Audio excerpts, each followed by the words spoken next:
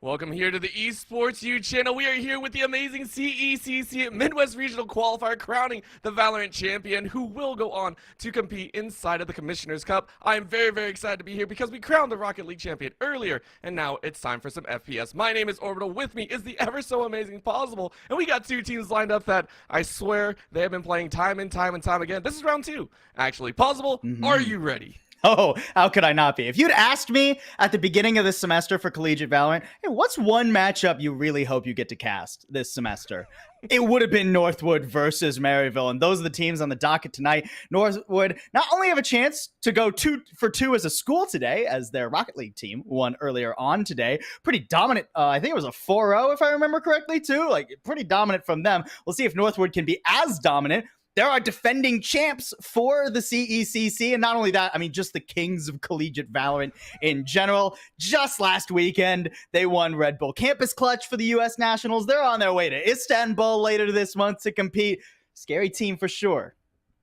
It's one of those things where you're just like, that's crazy. And then there's another fact, by the way. There is going to be a round 3 of this, whether they like it or not. These teams are competing even later on today, or not today, tomorrow, which is crazy. Tomorrow. But we are focused here today. It is going to be very interesting because, again, this is that mid-frame, and the teams have actually been playing for quite some time. And Northwood, I mean, they are the kings, so I'm very interested to see how hard they continue onwards. Both teams came through in exceptional fashion, not dropping a single game throughout their run in the bracket.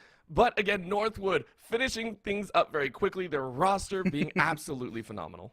Yeah, it's 13-1, 13-2 in their semifinal. Northwood hardly need an introduction for Collegiate Valorant. If you've watched any Collegiate Valorant stream anywhere, it's very probable that Northwood won the day, not just whatever match you were watching, but of course, Darkest, Benji, Ali, Logan, and Dip. I mean, an established core, right? I love the fact that Northwood, the only thing that's new coming into this year is Logan, who steps in for Ferbsa. Ferbsa, of course, moving on from Collegiate Valorant at all, so you can't really keep him on the roster. And Logan's been a great addition to this team. He's slotted in perfectly. You know, Ferbsa, a lot of people were like, oh, how can you fill Ferbsa's shoes? He was like the #1 player in Collegiate.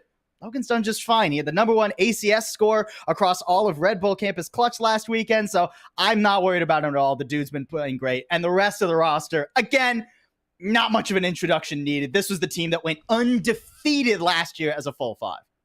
Yeah, this is a squad that, if Northwood was not really in the picture, then hey, maybe we talk about them a bit more, right? We are looking at Maryville. They're coming out here, going to give us a what for, and hopefully put up a show as well. That is going to be down below. We got Swayze as well as Crunchy, JC, and it's a full roster that I'm very excited to watch, right? This is a squad that, again, as we said, if it wasn't Northwood coming up here, we talk about them. We say they're amazing, and they are. But in this matchup, as I want to say like an individualistic outset. If you take a look at this in scope these last few days, as well as the one tomorrow, they're up against a rough time, especially with the game score from yesterday's matchup. Yeah, exactly, right? I mean, Maryville, this is a team, everyone coming into this year, they bought so much tier 1 talent. This is Eccles, JC Stanny, Crunchy. These guys have so much experience, and they're phenomenal players in their own right, but the team hasn't gelled as quickly as some people were hoping. It's been a very tumultuous semester for them, including just yesterday, the loss that you've been referring to some, against Northwood. It was a 13-2 on Lotus. Not a close match. And then a 13-7 on Haven, which isn't a ton better. I mean, it's closer, but it's still very one-sided. Northwood really took them to the cleaners yesterday. And when we take a look at our map set for tonight, what are Maryville cooking? Why are we doing the salty run back? Why do we have Lotus and Haven again? You could have banned at least one of them, guys. Because it's just that. Come on, you gotta have the salty run back. When you play 3 times in a single weekend against each other, you're gonna pull some salty run back stuff. Listen, I give credit to Maryville. I give credit to them for saying, listen, yesterday was something. We know we're up against stiff competition. Screw it. Let's have fun. That's why I predicted them to win here. I predicted that, hey, they're gonna come out with the victory. I don't care. You call me whatever you want. I'm betting on everyone else's underdog, my overdog here. Let's go ahead. I want to see Maryville win. Yeah, I mean, at least you're keeping it spicy here on the caster desk. I can't promise that that Northwood are going to be happy with that one. Look, even if I wanted to pred Maryville, which I don't, to be clear, Northwood are going to win this probably 2-0. But even if I didn't, I mean, Benji and Darkest would just leap into my DMs and harass me all night. So obviously, I'm going to be going with the reigning kings of collegiate Valorant, Northwood, as we head into our match. Reminder, folks. The winner of this match not only secures themselves $1,500 instead of $500, so that extra $1,000 is going to pad your pockets a bit, but also moves on to the finals next year at the end of this collegiate school year. That will be on LAN. Yet to be announced exactly where, though, so keep your eyes peeled for that one. We're going straight into Lotus here. Nothing too surprising from either of these teams thus far. This is the composition that we've been seeing a lot of collegiate teams especially run as of late.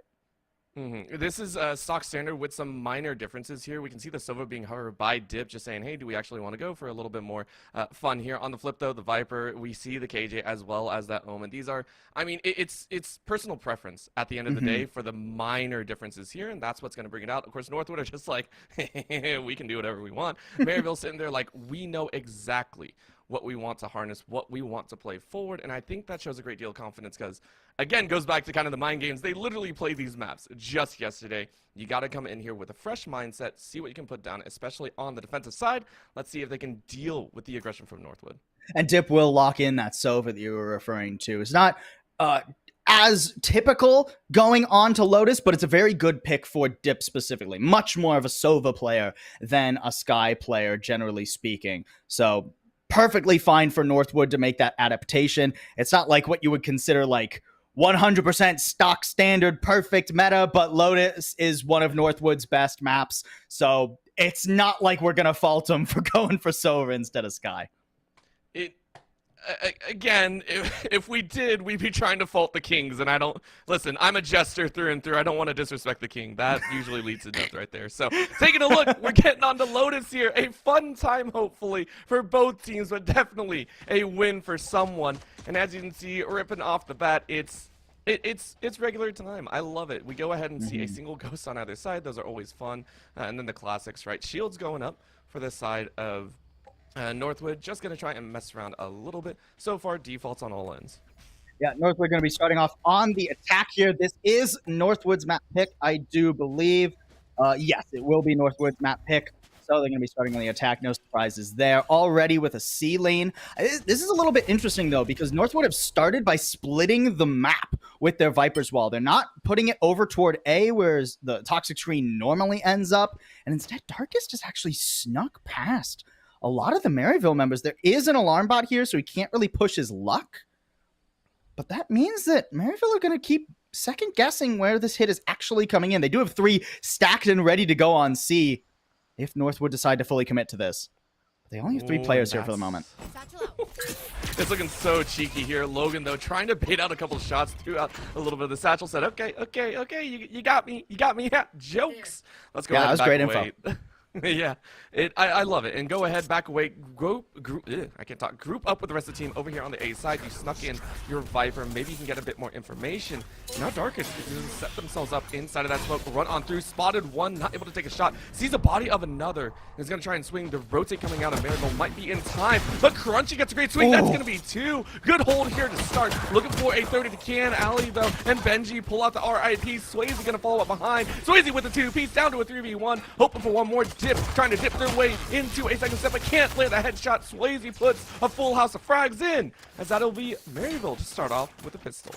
Huge play there from Crunchy with the paranoia. Really well timed, because the only information, the only advantage that Northwood were working off of that pistol was the fact that Darkest had crept so deep onto the A site. But the paranoia robs Darkest of all the information. So when Logan swings onto the site, he's trying to chase down Aid, but also keep an eye on Crunchy, and it all kind of falls to pieces, and that buys time for the rest of Maryville. Now they're going to get a very healthy bonus. That's a Phantom as well as plenty of other weaponry there. There we go. Neither of us can talk. It all quirks out in the wash.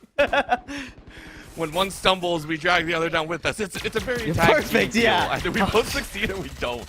That's it's the unfortunate. I don't know if that's what we want to hear right now. No, we really don't. We really don't. Because right now, things are going to get hot here inside of the second round. You can see Swayze pushing up pretty dang far, and this is, I also think, routine. When you have the weaponry advantage, go ahead, give yourself the best spot for an angle. It's a little risky, though, right? Like, if Northwood swarm out of that choke with 5 players and some utility, you can lose potentially that gun. So I don't know if I 100% agree with how aggressive some of the Maryville members are holding with this firepower. Again, Northwood starting off with just a C, a lean towards C is good conditioning, at least for later on, right? Maryville are going to be more wary of those fights over towards Mound. And Swayze has no utility here. No blast pack to get out from this angle.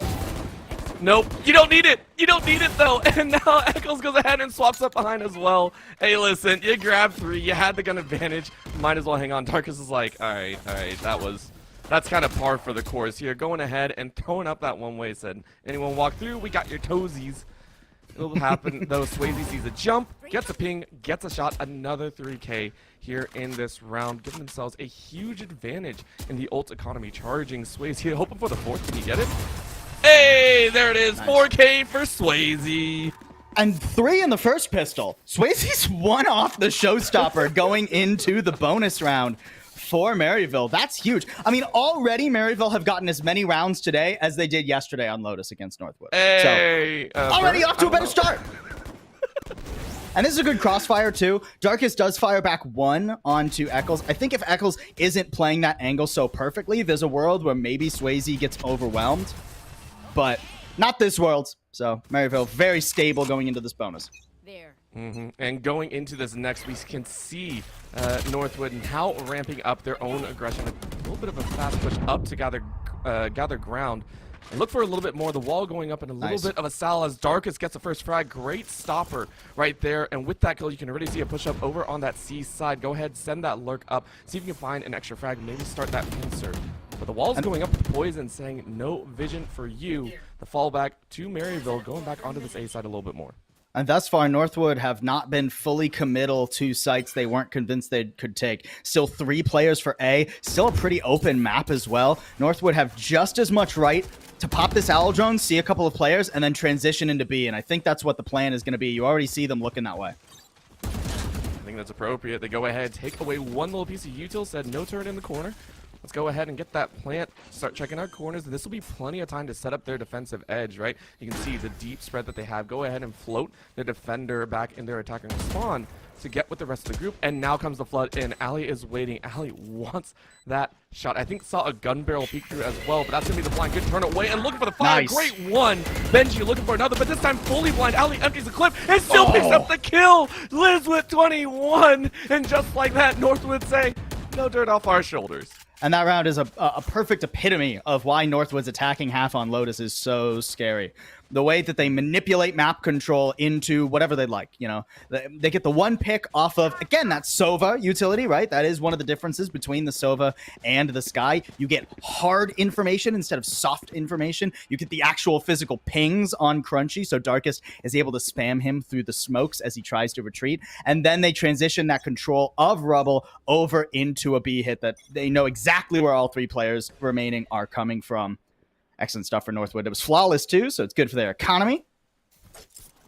I think it'll be even more so, right? The feeling of getting a flawless behind is like, hey, yeah, listen, this is where Valorant actually starts, you know, round 4, when everyone has guns in hand. That's when it really kicks off. Benji's like, yeah, I definitely started. That's the showstopper we were talking about, though. R.I.P. to Benji. They are dead in the ground. Darkus goes ahead and walks away. That was so mean, by the way.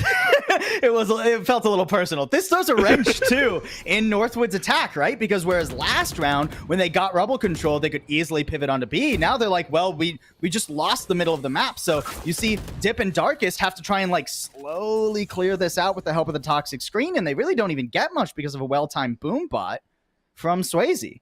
So now we're down to 45 seconds. Northwood haven't really made a decision as to where they want to commit, and it's almost looking like they're going to make a sprint for C. Which, I mean, they can do. You take a look at that. Yes, there are going to be a couple swarms on the ground, but no one's on it just yet.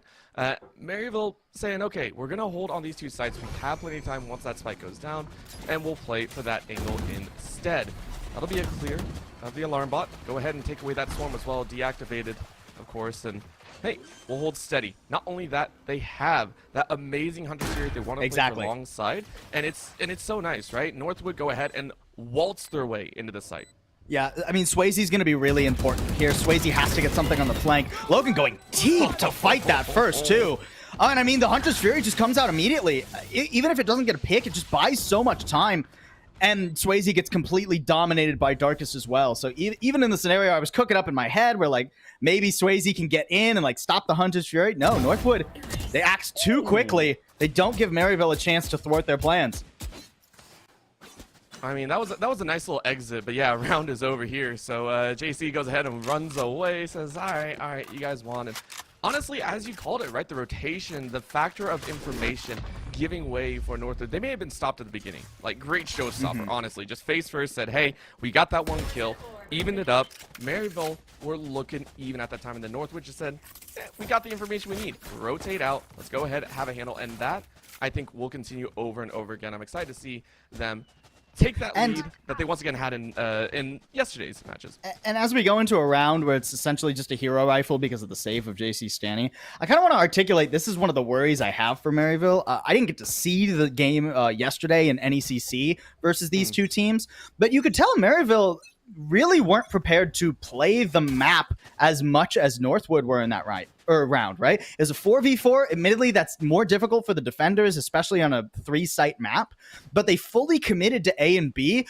with their Killjoy aid so far away that not even the alarm bot got any information. So there was no way they were ever going to stop a C play, and Northwood read that perfectly. Oh, hey, don't get caught. That was dicey. He almost took a fight against Ali.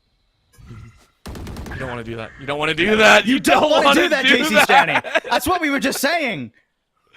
Oh, just walks right in there. Ali said, thank you for the kill. Now that smoke goes out and says, okay, let's try and back away from this one. The disengage comes through. Maryville had prepped themselves on the C site, but it's a call. Take a look. 2 members still from Northwood hiding out on this A side near rubble and heading their way towards A. That's perfect, right? They have all the information they need. They saw 1 or 2 bodies crossing over, and they have their choice of sites. Man, Northwood are so efficient with how they use their time. Swayze good for 1. Is that going to be a recoverable rifle eventually? You can see Northwood are pinching into B, but will any Maryville player actually be bold enough to push out of C and try to wrap around Northwood? I don't think it's going to be the case. No, they're instead going to try and group back up here. So it will just be 3 pistols versus 4 rifles. Doesn't give Maryville great odds, but B is, you know, it's close enough. If you get those headshots, maybe you can make something happen. Yeah, that's going to be one. Dark is trading it out, though, down to a 3v2 and looking for one more dip on this angle, waiting for the rest of the team, but it isn't even really needed. Mr. Crunchy is the last one alive. No Crunchy, help. Crunchy, and you are crunched. Dips in to that snap, crackle, and pop, and that'll be a 3rd for Northwood. That was I mean, Crunchy dip. I want a Snickers bar now. We're not sponsored by Snickers. We're not sponsored by And that was just an eco round for Maryville. So nothing too much to worry about now, but this is going to be a very important round. They don't want to start ping-ponging their economy. Buy round eco.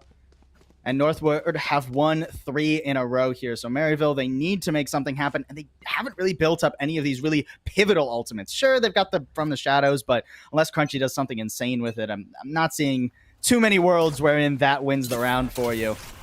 So Maryville, it's going to come down to that read of the map. They can't just allow Northwood to prod early, get this map control, and then pivot into those rotates and get out-rotated by Northwood once again.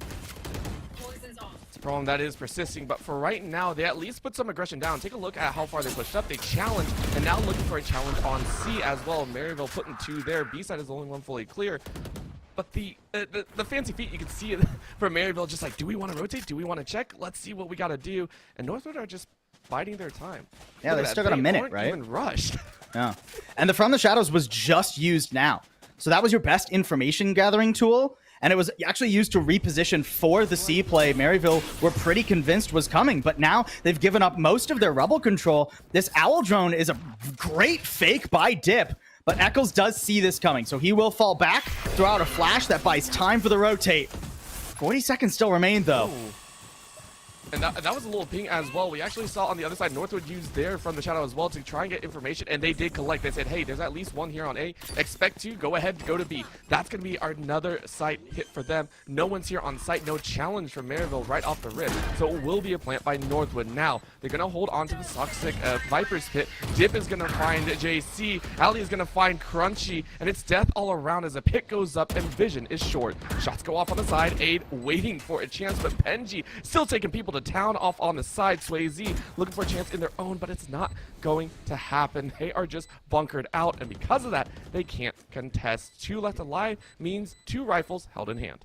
Yeah, they're going for a save here. I think that's smart for Maryville. Like I said, they can't afford to throw away any of their economy at this point.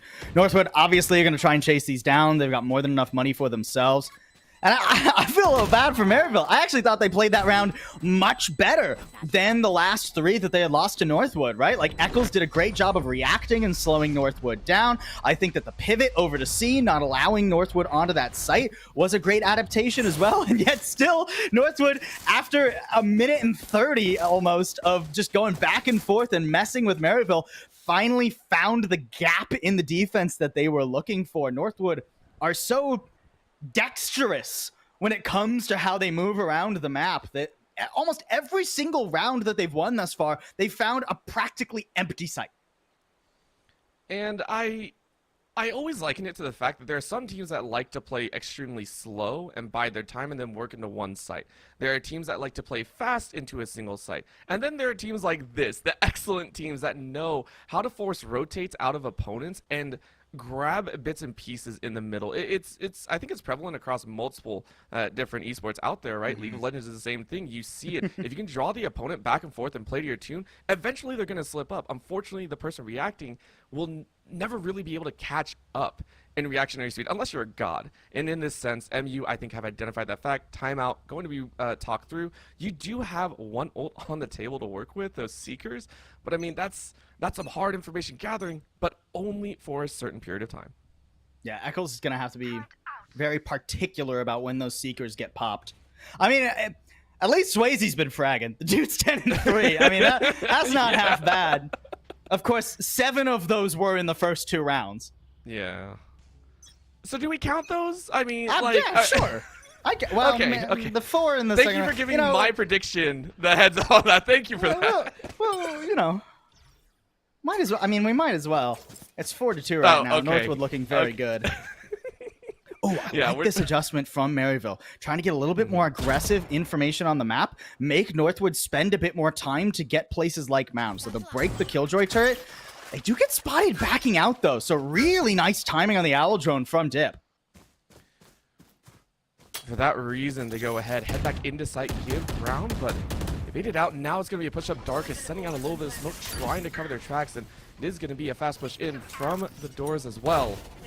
You can see there, it's a frontward facing defensive route. Seekers go out to swarm, and with that bait, do they really want to challenge still? Attacker lockdown is going in, and hey, Maryville, they can't fight once again. They are in this situation that they've been in for the last 4. It feels like you have to regress on 5 full members of Northwood. The difference here is, though, that Northwood have completely committed to the A site, and Maryville are waiting in the wings. They don't have to rotate all the way across the map this time. They're already here and ready to play.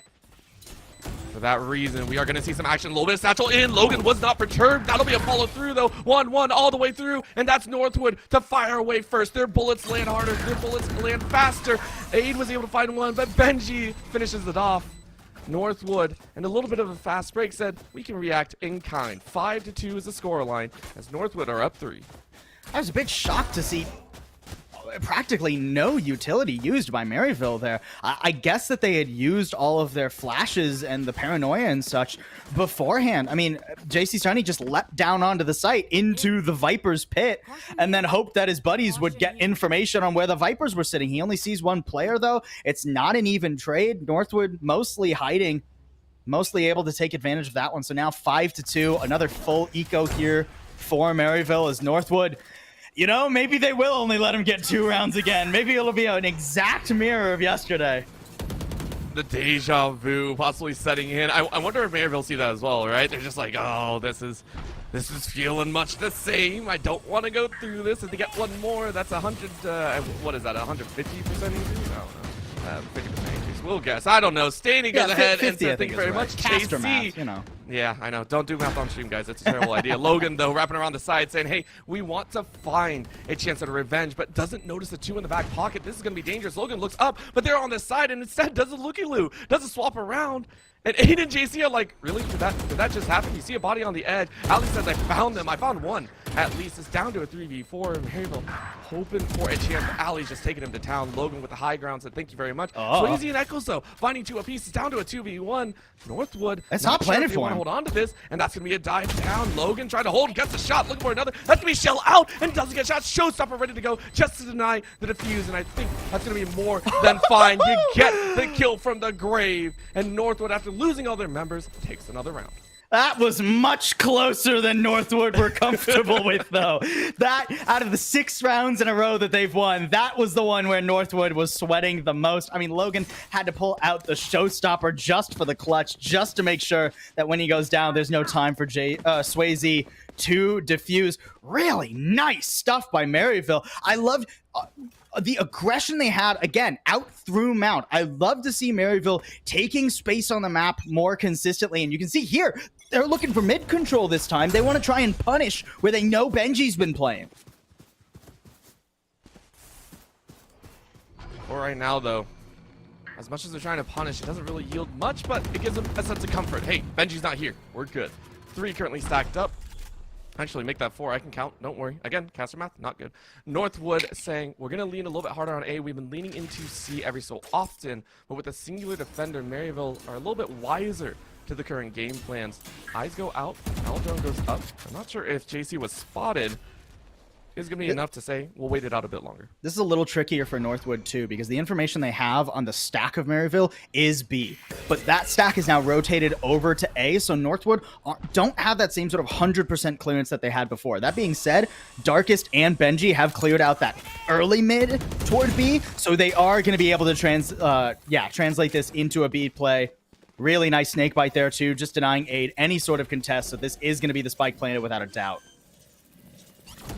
I mean, that feels good, right? Again, this is their game plan, and you said it from round 1. Northwood know how to pull and tug at you every time just with macro plays. They don't need to get dips all the way out in other teams need to.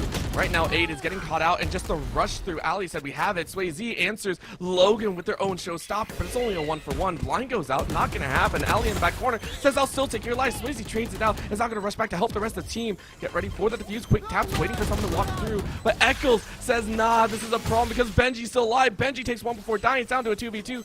Hunter's Fury doesn't do too much. Eccles is going to try and defuse, but Darkest taking a look left, right, looks right, sees the body, doesn't get the kill, and they still try and defuse, but you kill the diffuser. What a shot on half. Are you kidding me? They stop it. Sadie needs it. No, Chip doesn't allow it. What a save at the end. Northwood narrowly avoid giving one over. Again, another nail-biter of a round. Maryville playing that so well. But Northwood's setup is almost indomitable. The decision from Darkest to sacrifice his life. He knows it doesn't matter if I win this fight against Eccles. I have to kill the diffuser. I have to make sure, or against JC Stani rather, I have to make sure that the diffuser is down. And then poor JC Stani ran out of bullets, man. The phantom diff, the 140 headshot, and Dip's able to put him down. Maryville still only at 2 rounds. And I don't even think this Viper's Pit is going to really stop Northwood that much. I mean, you're running this over, so you have an Owl Drone to fully clear that if you want to, or just go around it. Go to C. There's that point where it's just like, Northwood are basically playing a game. How much utility can we grab from the opponent before we actually hit a site, right? It's like, how much can we actually grab? They're never actually going to challenge, and it's going to continue, right? Shells go out, Aid has to fake away, and now Darkest is ready with their own little poison drop. The rest of the team, though, from Maryville are looking for a pincer. This is one of the first aggressive pincers that they're actually setting up. If it's red, that'll be very interesting, but for right now, Viper's Pit is still up. Nice. Swayze gets 1 kill, and that might actually be a force back. That's 1 kill going over to Maryville. Northwood are looking for more, and Echo says, hey, we're here. JC finds Logan, and the plant can't go down. JC, another fantastic shot. Ali, though, ready to rip it back. Only gets 2 before dying. Darkest sees where 2 more are, but it's not going to work. Maryville, with 3 alive, take their 3rd. Really well done by Maryville. A well-earned third round for them and an improvement from yesterday, if nothing else. That's the aggression I've been waiting to see. You know, every time Maryville's pushed out for a little bit of info, you know, they push a little bit toward Rebel or a little bit toward Mound or a little bit mid. I wish they would take it a bit further, and I love the full 3-stack, the full commitment, especially using that Viper's Pit as a we don't need much presence B. We don't need to worry about them seeing us on a flank and just running into the B site because the timing won't work out for them. So a great round for Maryville to pull that out. And I like to point out the fact that they also made 2 close rounds before go Northwood's way, but they're empty on guns. Northwood actually don't have a large stack. And it's such a good job by Maryville. Hey, they've given themselves this bet. If they can win this one, they can actually put, I think, Northwood into a dip. However, it's a trade. It's down to a 3v3. Seekers went out already because of that no other info. They do have the lockdown if they wish to back up and maybe try and play off that angle. Right now, it's just going to be 1 on each site to possibly run into 3. Maryville taking a lot more risks, and I think that's a good thing for Maryville. I think they were playing a little bit too safe. They were playing like they could stop whatever Northwood wanted to do, but I think you have to rob Northwood of a few more resources, or a few more players, make Northwood sweat a bit more. If all 5 are standing for Northwood, that's when Maryville's really going to be struggling. It is hard to fully cover the map with 3 players for this 3v3, though. So Northwood are going to be able to creep their way onto B.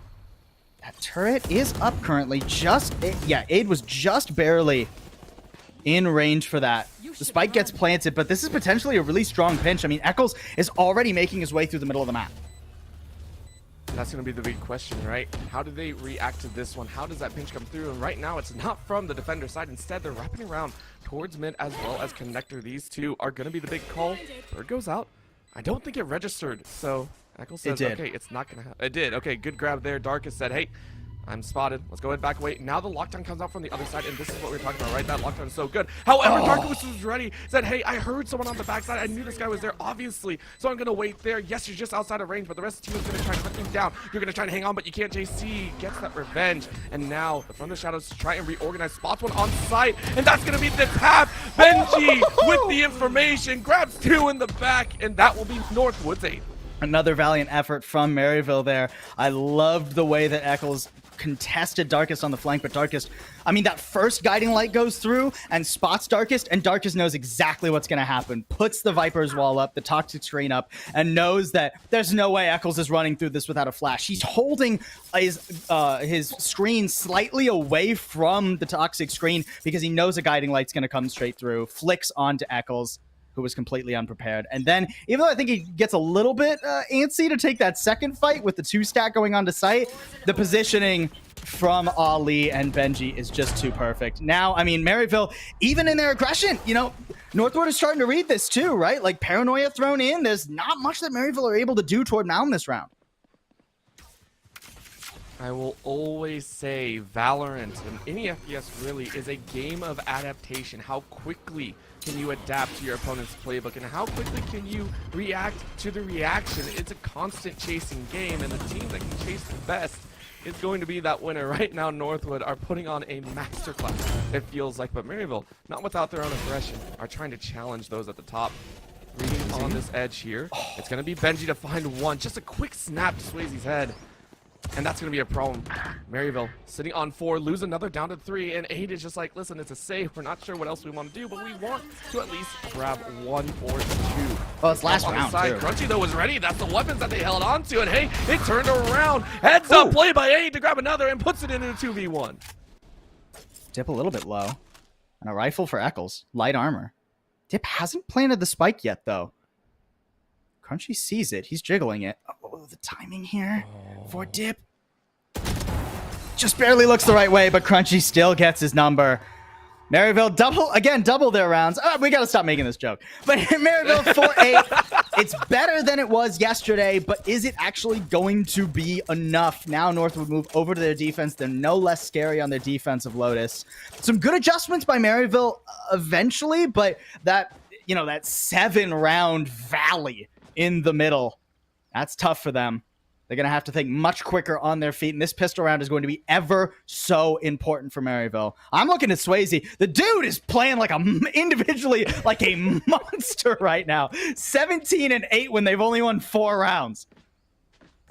When you have effectively gotten more kills than the second and third on your team right now, that shows something, right? Huge ups to Swayze, even eclipsing Ollie on the other side, right? Like 13 on Ollie, and it's impressive, to say the least. Very, very well done, but there's got to be more, right? Valorant cannot be carried by a single player. Sometimes you wish you could. They can get close too, but you need a bit more than that. Right now, on their aggression, going ahead and tapping forward, pretty far pushing to mid, hoping for a B check. But the Mound, of course, tested by 3. A tested by 1. Maryville didn't like what they saw towards C. Darkest set up there. They're worried about a snake bite. Snake bite's very strong on a pistol round. Makes body shots and even headshots against with classics against armor much more deadly. This is a good contest from Northwood, though. They got 3 players here to slow down Maryville, make it expensive. Oh, Ali actually in a cheeky spot. Oh, out in the open now. It's still good for 1. Eventually falls, though. Yeah, not just that, I think pulled Benji into the fight as well. Benji on the back, you saw topple over, and it's like, oh, dang, okay.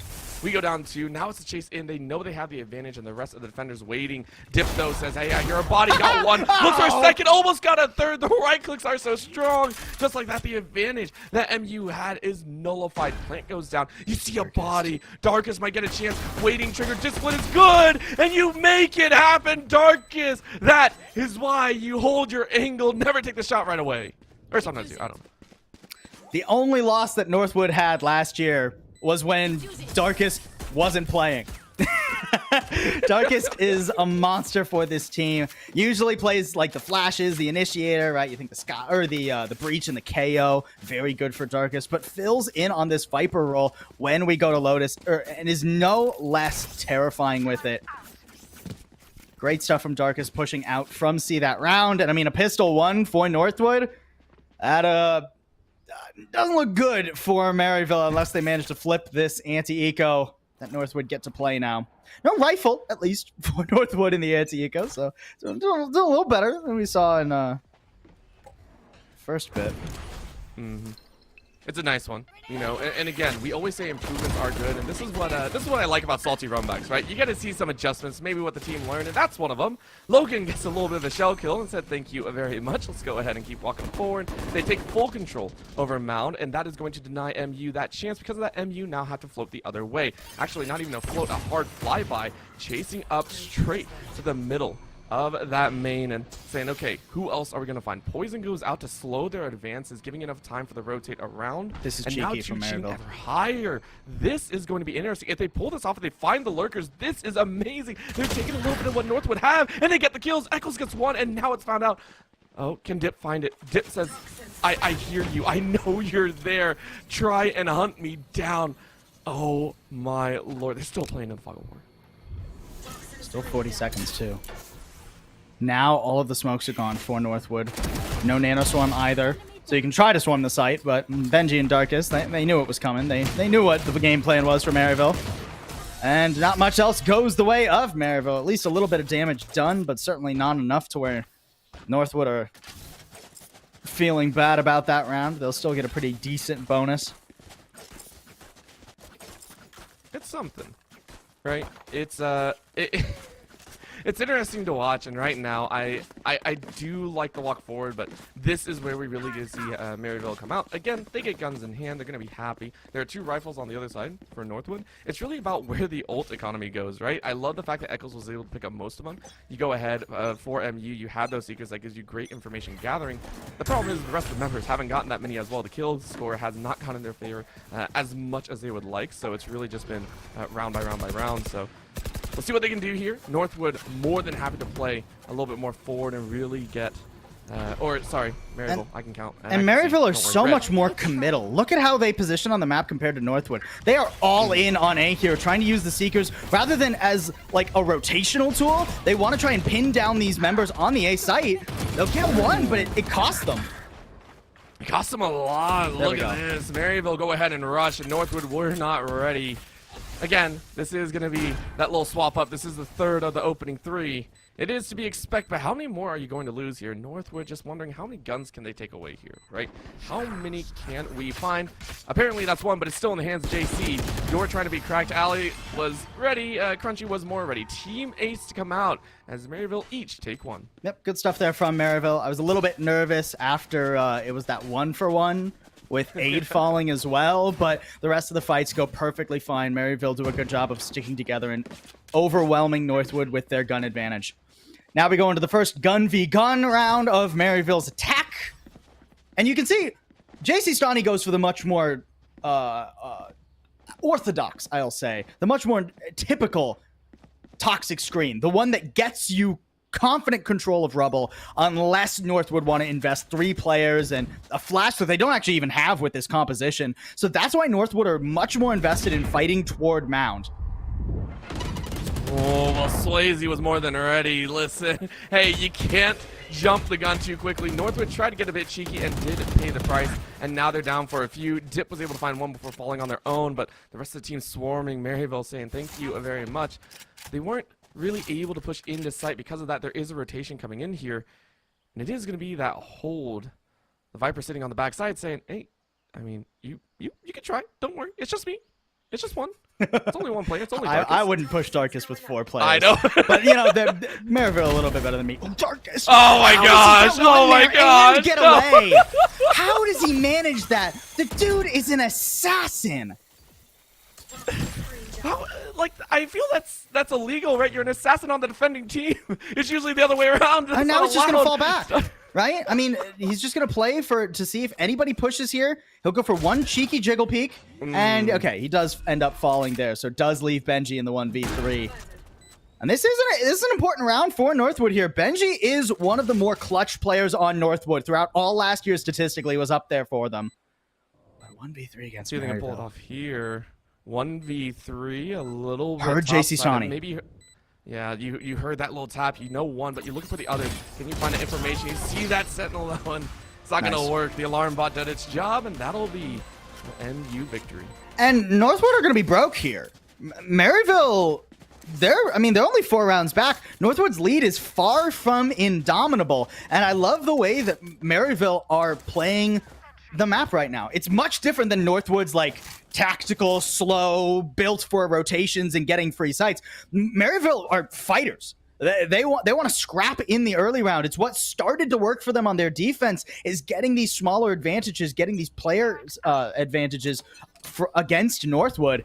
And I love the decision from Maryville to get a little bit more down and dirty in the early round. Here they are going to be giving up rubble. Again, you don't want to play too aggressively. We saw what happened with too much tactical boxing, not throwing yourselves at them with a fist forward. No, not like my solo queue games. You don't want to do that. Don't do that, please. Just don't. Right now, taking a look, though, it was the default, just trying to check corners and seeing any angles, but nothing given, and because of that, they're going to check once again on the C, the spike kind of rotating over in case anyone on Northwood decide to get a bit more cheeky. Take a look. That is a deep cover agent hiding out in the corner of that tree side on A, and it's just like, is anyone actually going to check you? Yeah. Please? I mean, let's do it.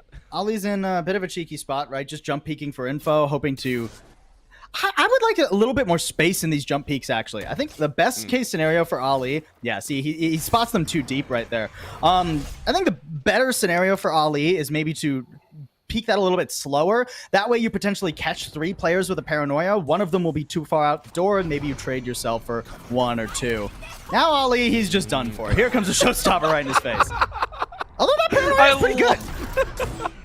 I love that fact that we saw that, just an immediate run around, and now you're still found out. Swayze opens up. Aid was the first one with the first blood, but that's going to be 2 total. Logan gets up on high, thankfully to the satchel, but it's not going to do too much because you already lost 2 in the back end. Northwood actually floundering here a little bit on this retake, and it's going to be a problem because, again, it is that save, but it still feels bad not getting any kills so far. Logan and Dip are going to try their best. Blinded on 1, and you can't snap that kill. It's 4 dead for none. And it's going to be the finish. It's a flawless round for MU, which feels great as they stack up that econ. I mean, MU now are pretty much going to be buying for the remainder of the game, right? Whether they end up pulling this back or we go to overtime or what have you, Maryville have enough money to at least keep fighting even if they lose 2-3 rounds to Northwood at any given point.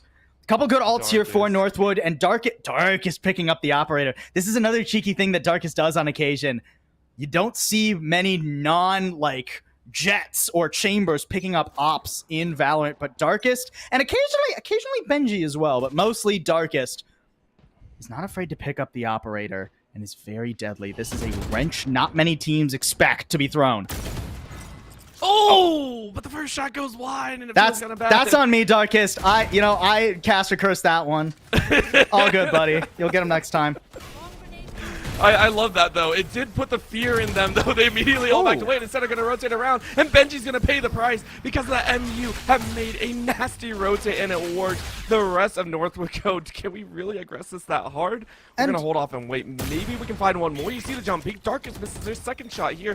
Looking for a possible third. Sees another swing and can't hit. So far, Maryville have negated and avoided death. Keep all 5 alive and plant that spike. Hunter's Fury already got used, so yeah, Maryville get basically a free plant here. Crunchy on top of this box can bail out whenever he wants or use this to make info. That will be heard. All he knows. Oh, Crunchy.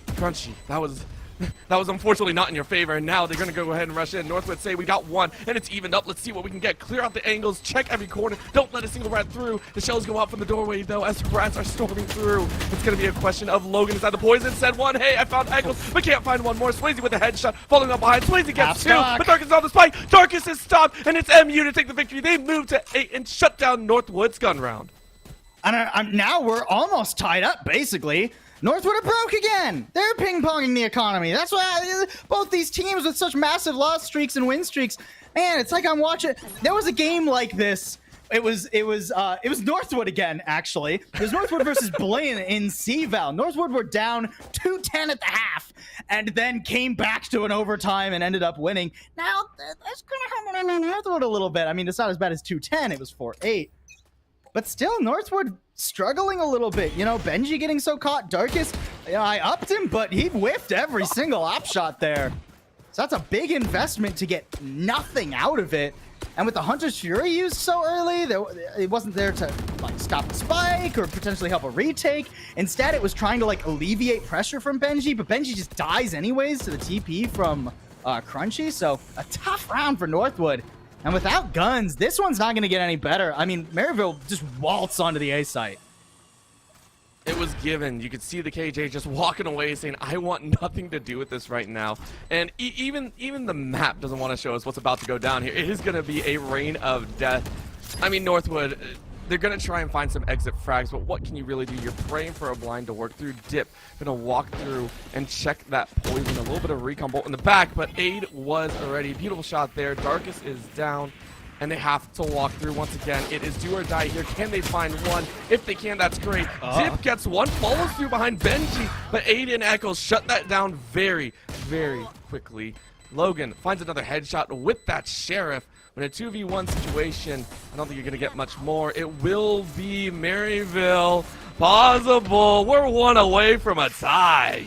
Yeah, this is getting pretty dicey here for Northwood. This has to be the round. 4 ults for Northwood. One more chance to maintain your lead. Shut this down here and now. Maryville, I am sorry that I doubted you when you let Lotus through the map pool. If this is how your attack was going to always look, then that is more than worthwhile. I mean, look at Swayze, dude. dude is 26 and 11 in 19 rounds. You know, and look at Northwood. They're scrambling. They're trying to really aggressively play for Rebel control. There's no one home. The Viper's Pit, can Darkest actually maintain control of the Viper's Pit? Because then this aggressive positioning in Rebel from Northwood is really going to work. But also, they have to be pretty much open and free and clear. A lockdown definitely not going to be stopped. Ooh. And it's actually an execution of 2, so this is overlapping here. It is going to be BB side hit, so the cover and noise is hopefully what they're going to use. Northwood go ahead and get out. No one is really going to be locked down, and they are safe. However, with all that extended usage, take a look. They're trying to force their way into A, and it's going to be a 3-2 pinch on the other side. Northwood do have a little bit of information on that back end saying, hey, we heard the noise. We're going to be okay. Eccles gets a plant.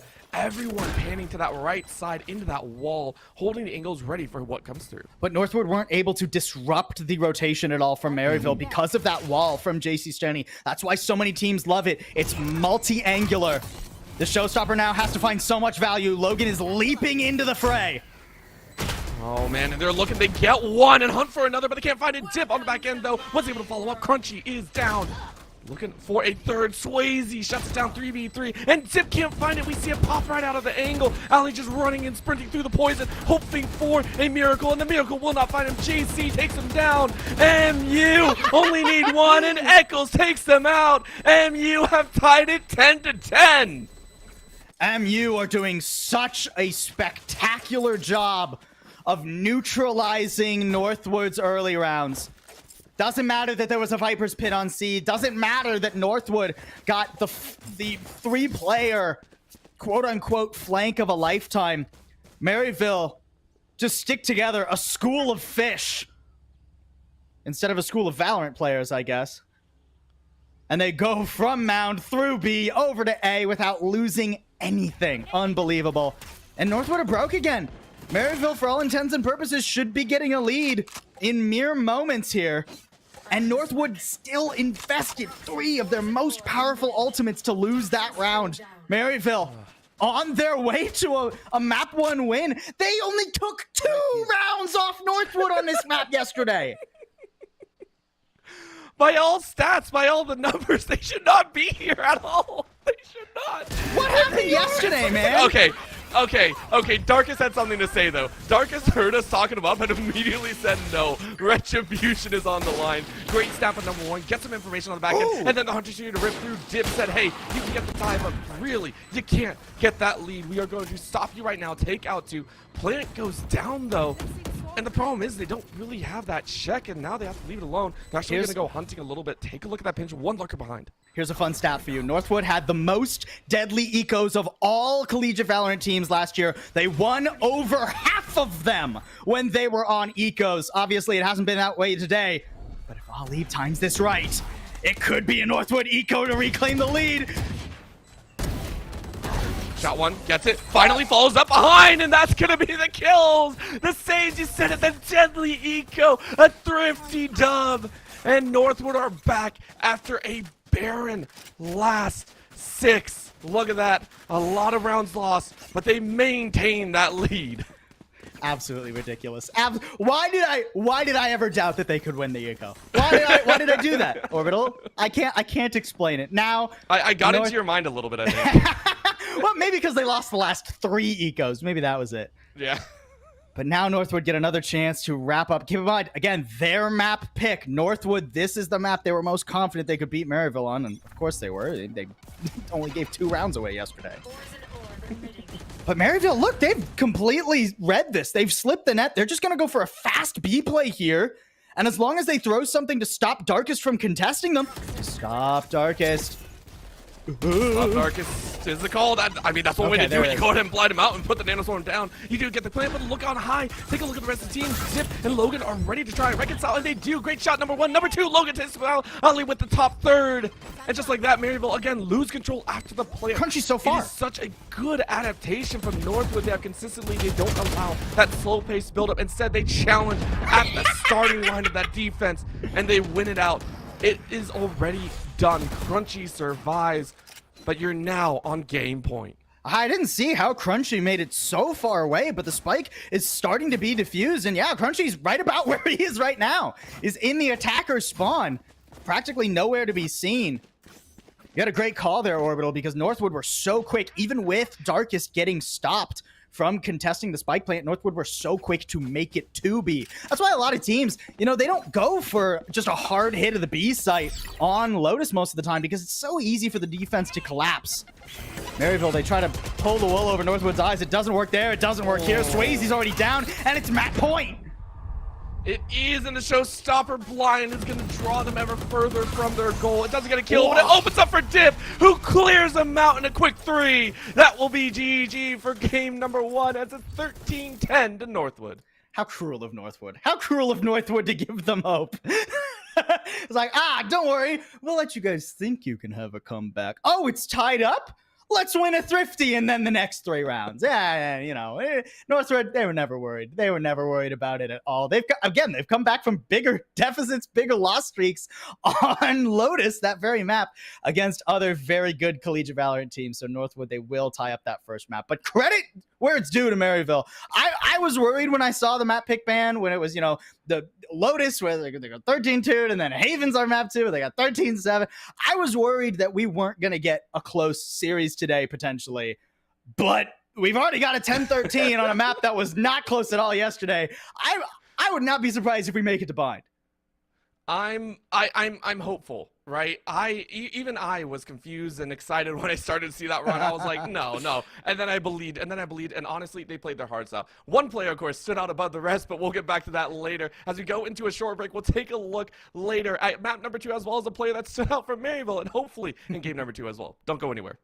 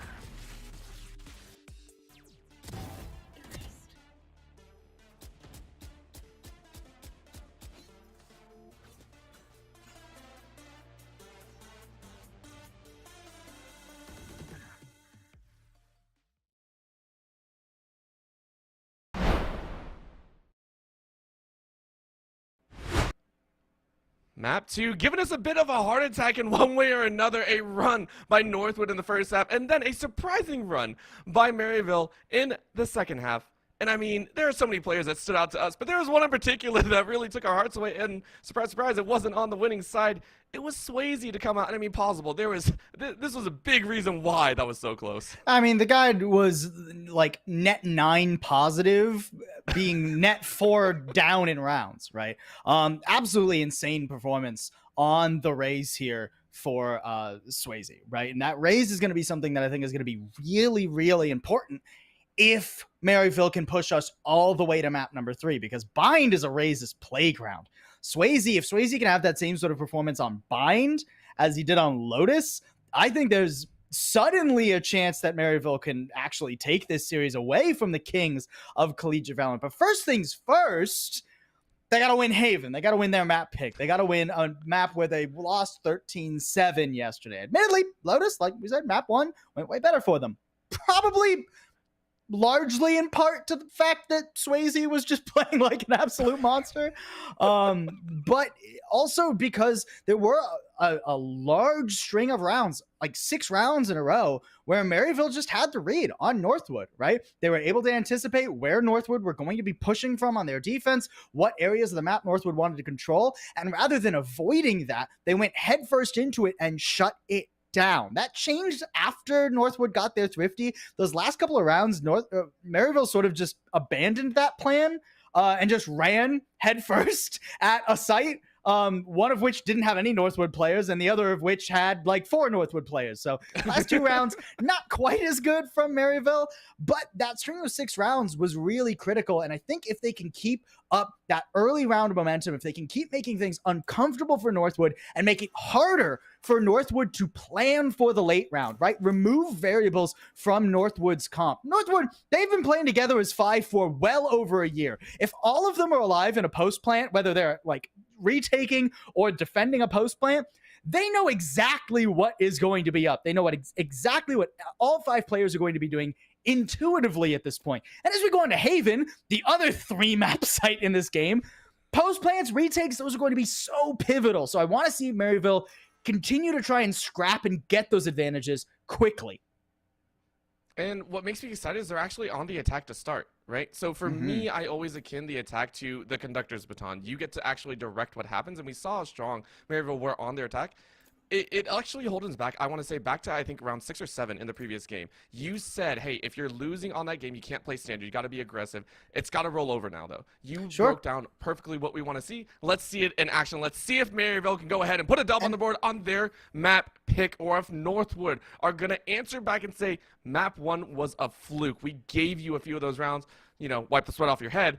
But this map number 2 will be ours. We'll see how it goes down. Yeah. Time will only tell if we go to a map 3 or if we're done here. This is Maryville's chance to justify the salty run back. This is their map pick, right? If they can't win Haven, then they messed up in map select. But if they can, then we move to Bind. And Maryville have a chance. Bind's a pretty good map for Northwood. I mean, most maps are pretty good for Northwood. Let's be real. But right. Maryville. Which one's bad? Speaking of which, you mentioned that sort of like wanting to see something a little bit against the grain, right? JC Stani actually pivoting away from the collegiate stock standard. Almost every single collegiate team on Haven will run exactly what Northwood's running. But Maryville have a slight change to that. The Astra instead. A little bit of a different wall, a little bit of a different setup. The stars will hopefully tell the tale of a win if you ever follow astrology, and all the stars will guide you. At this point, though, we're not sure. We're right now at the starting line, and so far it's going to be a test. This is one that, you know, it may not be the right grain with the agents, but it is the right grain of entry. Taking a look here, the difference between the Omen and the Astra is you lose a little bit more individual playmaking with things like the Paranoia and the Shrouded Step, but you gain a lot of ways to clear out spots of the map. The Concuss, the Gravity Well, that enables Maryville really well, and you can already see Maryville taking so much space if they catch Benji on the timing. No, okay, he gets away. Revealing area. I mean, they may not catch Benji, but they might catch another surprise guest inside of this site. It is going to be a little bit of a slow down, just trying to clear out some angles, but Ollie's saying, hey, this is a problem. Completely find it out. Well done by Maryville to grab one, and now the flock back from Northwood is spotted out. 2 on the edge, cut off as a plant goes down. This is going to be a difficult retake for Northwood. Never easy to try and retake on any pistol, much less Haven C, where there's such long angles and still util. At least they get rid of Eccles pretty cleanly, putting it into a 4v4, and Logan's got a great angle here as well. That'll clear out Cubby. There's decent chances, but you have to be a little bit careful of this garage flank. That's the danger. The Poltergeist taking over. The Ghost ripped through 2, but it was enough back from the angle garage and long, and now it's on Crunchy in a 1v2. What can you do? You jump up! But the guess was wrong. Logan with the 3K, the Jet getting online. Yeah, really great play there by Logan at the very end, knowing, hey, we have 2 players. Sure, Darkest, you're low, but I'll just tap the spike. There's no way for Maryville to know if it was already half stuck or not, and even if it wasn't half stuck, Crunchy simply has to swing out garage, has to fight that, right? There's no opportunity for Crunchy to try and play time with the way it was planted. So I had to go for the fight there, and Logan picks him off. 3 in the pistol round for Logan there. Not a bad start. That'll get him a Vandal for this anti-eco. And Logan is going to play a lot in sewers. This is something all collegiate Jets do, but Ferbso was one of the main pioneers of. So Northwood, no surprise that they have Logan filling that exact same duty. Darkest assisting. I mean, this is pretty common standard play in terms of how your Breach and Jet want to work together here. And then Darkest will retreat to backside B. This is... Ooh! That's going to be a good snag. Swayze said thank you. Grabs another off the back end. The Sheriff doing wonders. Gets a third. Okay. Just one taps him into oblivion. Northwood on our loss for worse. They just lost all 3 defenders. Oh my god. I feel like I just got punched in the throat there, and I'm casting the game, not playing it. My oh my. And I mean, this is a practically unlosable position for Maryville. They're not even aware that Crunchy is coming around here. I mean, the timing's a little bit tricky, but he'll get Logan more than likely. Oh, or maybe not. It is 2 actual rifles for Northwood, so there is a world where feasibly they could look for a save here, and it looks like that'll be the case. Save on round 2. That's so weird. I like how you say that. We've been gut punched and now slapped with the guns in hand going into round 3. It's just like, this is odd start here, just overall. And you can see it there, right? There's also a rifle in the hand of Eccles who was able to carry over and stack up a little bit more. But yeah, the Bulldog. I mean, oh no, Swayze just going in. That's fine. They had pistols anyways. One with gun. I was like, what? Yeah, no. They had pistols anyways. They want to die, get themselves, well, yeah, whatever. Either way, it's perfectly fine for them. Maryville, they'll get a full gun round here, and Northwood broke already. I mean, we did just see Northwood win a more difficult to pull off Thrifty than this, so again, you can't really count Northwood out on these rounds. I don't think we're ever going to count Northwood out. Like, that's just not a course that you want to take. If you're ever doubting Northwood, things have gone very, very wrong for you, I think.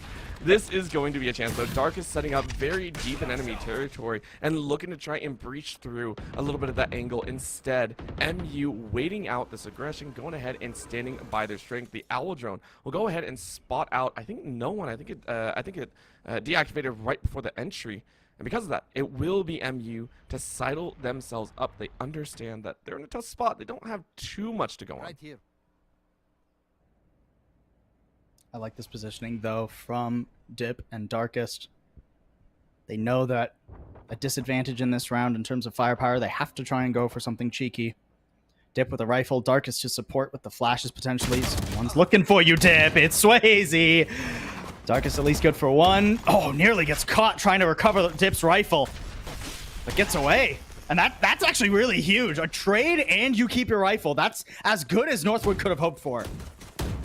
I think they're going to try for a little bit more here. You can see they're trying to push up in mid, and that's going to be a turnaround. Ali was able to grab one before dying, and hey, that's a stopper that you need as well. 3v3 Northwood now trying to figure out exactly where they're going to go. 2 flooding into B. C currently being populated by a single one in the backside, but Benji doesn't really have much in the hand. It's only a ghost. Maybe he can get some headshots, but you see him run around the corner, you get one. They send some help. Darkus was ready to help out, and now 8 is going to take one as well. 1v2. Plant still not down. It's 15 seconds, and both angles are held. You check left, and you're going to check right, and the right might be your death. No, you grab a 3K. You ran out of bullets. You have to reload. You're off 17 entry, but you got to get the plan. You aren't going to be locked down. It's going to be landed, and now it's back to the 1v1. Darkus, do you check right? Do you check left? It's a 50-50 guess, or you better hope your swing is good, and you don't get it. 8 wins it out, and that will be the 4K.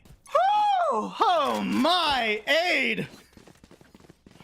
Holy moly, less of a band-aid and more of a full surgery he had to perform on that round.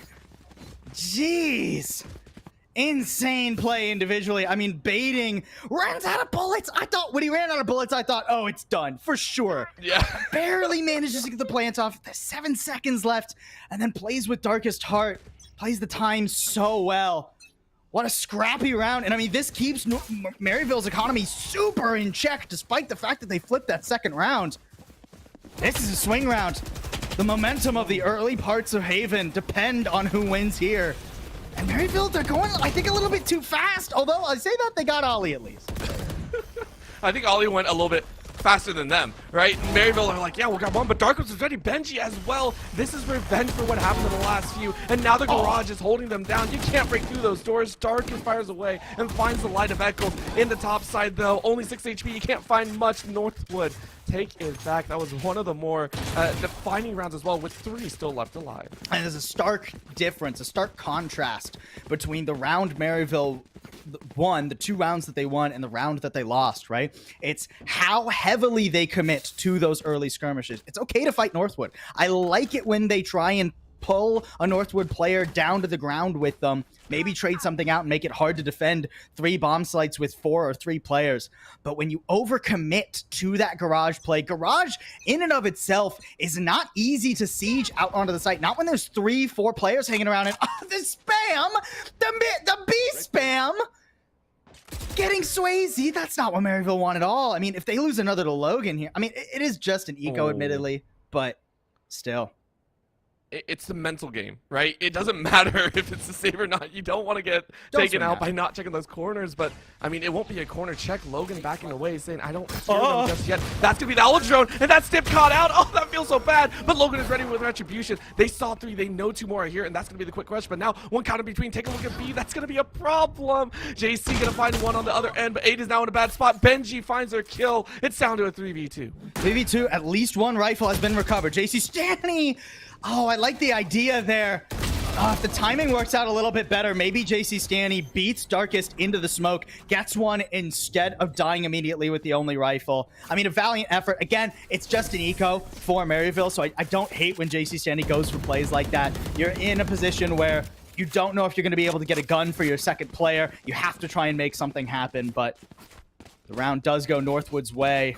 A little bit more back and forth than we saw in the early stages of Lotus, I'll say that much, but that could quickly fall away. Once again, Maryville running, they haven't had time to build anything up, but they do have Hunter's Fury and the lockdown available, matched on the other side as well as a Rolling Thunder, so not an easy round for Maryville. I want to see them play this early round for marginal advantages.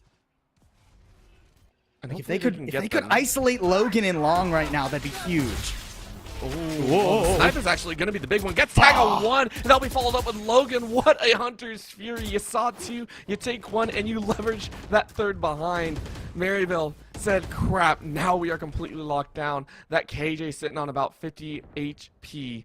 I mean, we're talking about getting things close. Maryville, remember, in the first half of Lotus, they actually brought a couple rounds very close, which actually stalled out, I think, some of the buys earlier. But I do agree. It's still that challenge to come out here. Northwood saying, we're still feeling our groove here. We're feeling a little bit better. And in this sense, the initial engagement was so well. Echoes, though, spotting out 1 on the back end, got a little bit of ping, but got pinged out their own and has to back away. Can't take control there. I don't think there's going to be much Maryville can really do in this round. 3v5 and A doesn't have much. 2v5 and A doesn't have much health. I mean, even if he gets Ali here, Getting onto the site is nigh on impossible. Benji has such a cheeky angle.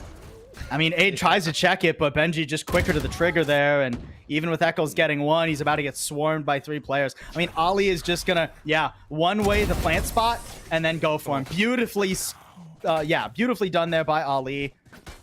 And that, I feel like, is a play that Maryville maybe could have or should have expected from Dip. Dip, that Hunter's Fury, that's something he loved to do last week during the Red Bull Campus Clutch. You know, he did it against Winthrop, he did it against Fisher, all on Haven. Dip, when he has the Hunter's Fury up, will trade positions with Darkest. Let Darkest push up and play in tandem with Logan so that if either of them are challenged, that Hunter's Fury tears away at any sort of reinforcements and creates chaos in which Logan and Darkest can thrive.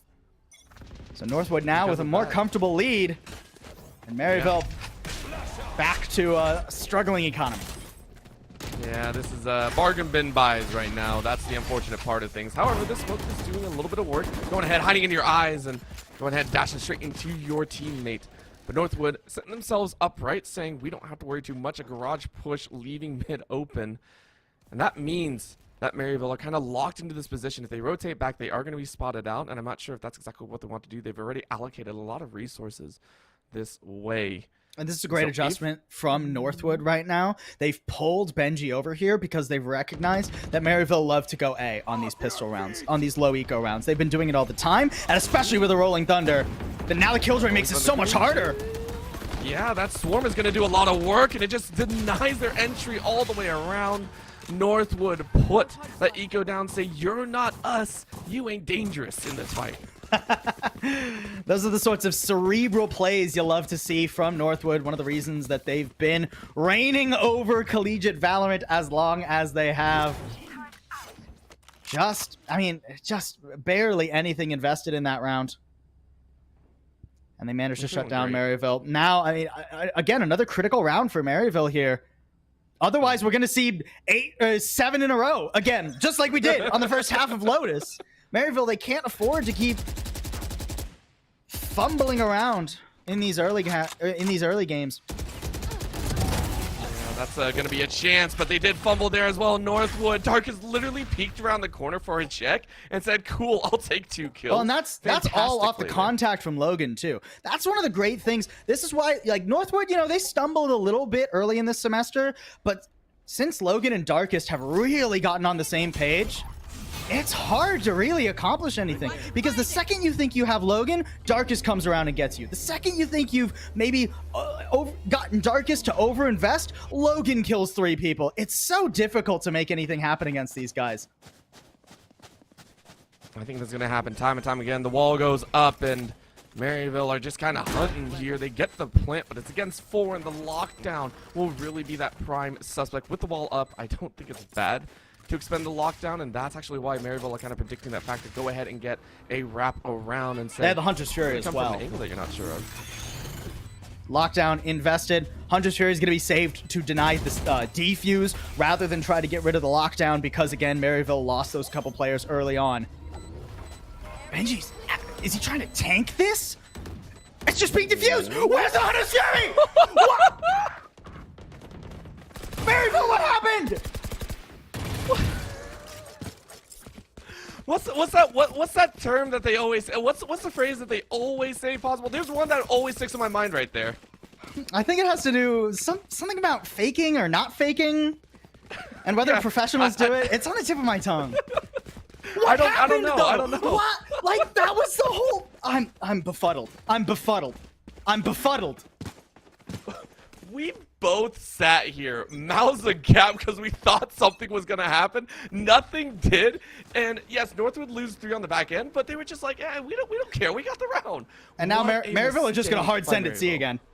They had it. It's kind of like what happened at the end of last map. They had one weird round, and now they're just like, all right, let's just run at him. We'll use the Hunter's Fury and everything. They didn't even get the ping on Darkest. They saw him with the drone, but didn't get the ping. Oh, Maryville. You need to take a second, guys. You need to take a second. Breathe. The map is far from over. Oh, but you can't dry walk out. Yeah, Logan kind of forced you to exhale right there. That was a brutal shot. Knock the wind out of you. First one. Yep, it's a rough one. Never get shot by an op, guys. That's not a fun way to go. That's Just gonna be don't get hit by alive, it. rotating over Easy. the edge. Yeah. On paper, it sounds great. A long might be a play here or a check in from the shorter angle, and I think that's where they're going to go. However, the utility laid up by the KJ feels great. No real entry without sounding multiple alarms against 5 that could swarm you in an instant. There they go. They check it. That's going to be a spin. Swayze finds it. Benji's going to go down. And hey, at least the opportunity arose. Multiple stars go out and already planted in time. Every angle cornered. Right now, for a quick plant. The shock bolt is only going to land on the edge. Echoes actually didn't take that much damage, so those shock bolts don't receive their value. Knives are out, though. Logan ready on the top wing, saying, hey, maybe I can get something. Maryville checking, though. They have their eyes all the way around, even deep long. So this is going to be a 4-point contact. 3 from the upper rings, and there they go. They dash in. Knives out, number 1. Dip was able to find 1 as well. Logan went down. Darkest follows through, and that's 3. Make it 4. A good clearance. That is surgical procedure of removing your enemies. I mean, I want to say good effort by Swayze there. It's shocking, really, that he even wins that fight against Benji. I feel like few players could win a fight when they're taken off guard like that. They clearly thought that Benji was going to be holding a different angle than he actually was, but Swayze's still good for it. That being said, I mean, you just don't have much to actually defend your post plant there. Northwood, like I said earlier, if they have enough resources in a retake, they know exactly how they want to set it up. Logan did not hesitate to pop the Blade Storm. He had an op, said, hey, I know we're going for this. Then he gets supported by Dip, the perfectly placed recon dart, perfectly timed smoke from Ali. Northwood are a well-oiled machine, and now a 7-2 lead that they've ballooned to. What if Northwood are basically like, look, we'll actually let you take a couple rounds off of Lotus just to give you the same score that we had yesterday here on Haven? What if that was a play? What if that is just a brutal way? Well, they've already messed it up ahead? though, because you can't like flip, because it was 13-10 instead of 13-7, so you can't quite get that. Okay. Yeah, that's not going to work then. All right, well, maybe they'll just take the dub anyway. Right now, they are setting themselves up with a proper setup as Logan tried to take a snapshot, whiffs right over Aid's head, and Aid is just out of there. Said, I don't want anything to do with that. Aid, that was almost a fool me twice scenario. I'm not going to, like, the first time you walk into the op, like, fair enough, Logan hadn't had an op previously, right? Oh, Dip meant to put another bounce on that. It's fine. It's fine. I love it right there. Benji, though, said oopsies, nope. Even with the op missing, even with the recon dart not getting the info, they're still doing fine. It's going to continue, right? Maryville pushing in now, getting a little bit of advance. The dash is not going to do as much, though, as Echoes takes that kill. JC follows up behind. It's down to 1v3. Darkest needs to pull a miracle out. Hasn't done it before, but this time around, the information is gathered. 2 on the wings, can't get the second, and Aid will finish it off. That is going to be 3 for Maryville. Northwood still primed at 7. Still, I'm not gonna lie. When Darkest got that first one, I saw a world like Eccles was in the owl drone. I saw a world where Darkest actually wins that 1v3 in an instant, but no dice. Northwood only 6 rounds in a row this time, not 7 like they got on Lotus. So, hey, at least there's that, Maryville. It feels a little bit better. I mean, Darkest is a monster right now too. It's a reversal, right? Took all of Swayze's power and said, "Give me back what's mine," right? And Swayze's still been playing pretty admirably. I think when Swayze has been set up for success, and when Swayze's been able to just like take gunfights that are at least technically 50-50, ones where he's not at a disadvantage, he's not getting overwhelmed by enemy utility. Swayze's been doing pretty good, but he's still 7-9 because the fact is Northwood are just reading Maryville so well. I mean, look at this. Darkest is already stifling this B play, completely hides from the owl drone, and has a rolling thunder whenever he wants it. That's going to be the problem. That Rolling Thunder can be used as such a tactical advantage here. If you want to clear the site, it's perfect, and that's why they're going through Garage. Go ahead and work your way through this narrow corridor because you will have that advantage. But the branch around Northwood are saying, we know where you are, and we're going to find you. Dip with a Hunter Tree off screen. Said again, we will take a life. Ollie follows through with another, and it's down to 3 of Maryville. They are cornered, and they are known. They're prey in this well. And Darkest was ready, but it's not even Darkest. Logan on the back end gets a headshot, and now they are routed. They are forced to enter into the site against their will, and they are hunted as so flawless by Northwood, 8-3. Yeah, flawless is a good descriptor for that one, and a lot of Northwood's defense thus far. Maryville. I mean, hey, they could make it 4-8 again. They really Well, could, couldn't they? I just actually, you know, I'm looking at their economy. Yeah. I don't know about that one. At least you got a Blade Storm. You know, this isn't unwinnable. Maybe if Swayze gets something early. I think Maryville are actually just going to explode over on a C split here.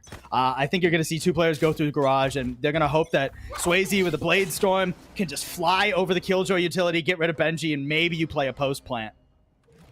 But look, Benji's wise to it. Yeah. Wise to it, but still giving ground, so I think it's still appropriate to walk forward. Exactly. You can see it there, they're cheating away, but just not working as fast. That's me dash, but they're cut off on the wings, maybe not the explosive start that they wished for. Ollie takes one before dying, and now Benji is ready on the corner, but doesn't check their left. Aid follows through behind, it's down to a 3v4. Big question marks of bounds. Swayze getting hit by that Rolling Thunder. Can't really do too much about it, but the knives are still up and going. Crunchy, though, on the edge. Found Dip trying to dash in. Logan ready with the shot and gets the body of Aid. And Logan from that wing set from garage at his mind. Knives go out, does get reset, and Logan finds Eccles. Crunchy gets another kill, but it's down to 1v1, and it's actually both of the breaches. Another Rolling Thunder comes through. It's going to be snapped up. Crunchy goes for that plant, and it's going to be a hardball play. This is danger all around. MU wondered where they are. Sees the body, doesn't want to dance it. You got time, you got time. Never mind, doesn't need it. Crunchy 3K to put it at an 8-4. Oh, Crunchy is braver than I am. Swinging into that fight, not 100% certain if you've caught Darkest or not. But Darkest does get caught off guard, even though he doesn't get hit by the stun. Just the visual timing there, really well played by Crunchy. Who again, I mean, Breach is a phenomenal pick for Crunchy. Good to see him succeeding on that one. Winning a 1v1 versus Darkest when he's having a day like this is not an easy feat. So Maryville actually do get that 4th round, despite a little bit of a bruised economy in that last round. But now they have a Herculean task. They got to try and defend against Northwood and keep them from getting 5 rounds on their attacking side. That when you say it now, possible, it hurts, right? Like, dang. And this is to qualify for LAN, right? Yeah. Can't give it up.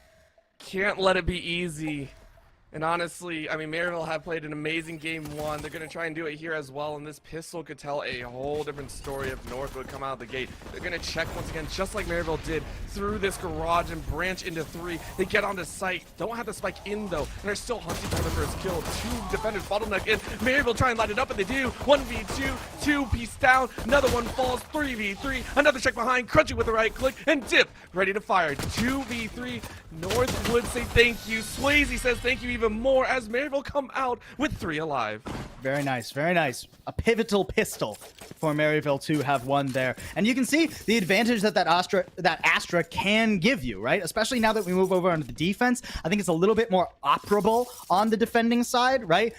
It's easier to stand still when they have to come to you rather than stand still when you have to go to them, right? So I think the timing works out a lot better for JC Stanny in trying to use this utility now that we go over to Maryville's defense. And there had some pivotal smokes that completely disrupted Northwood's attack. They knew they had to get back site control, but Ollie and Logan swinging through weren't able to win those fights.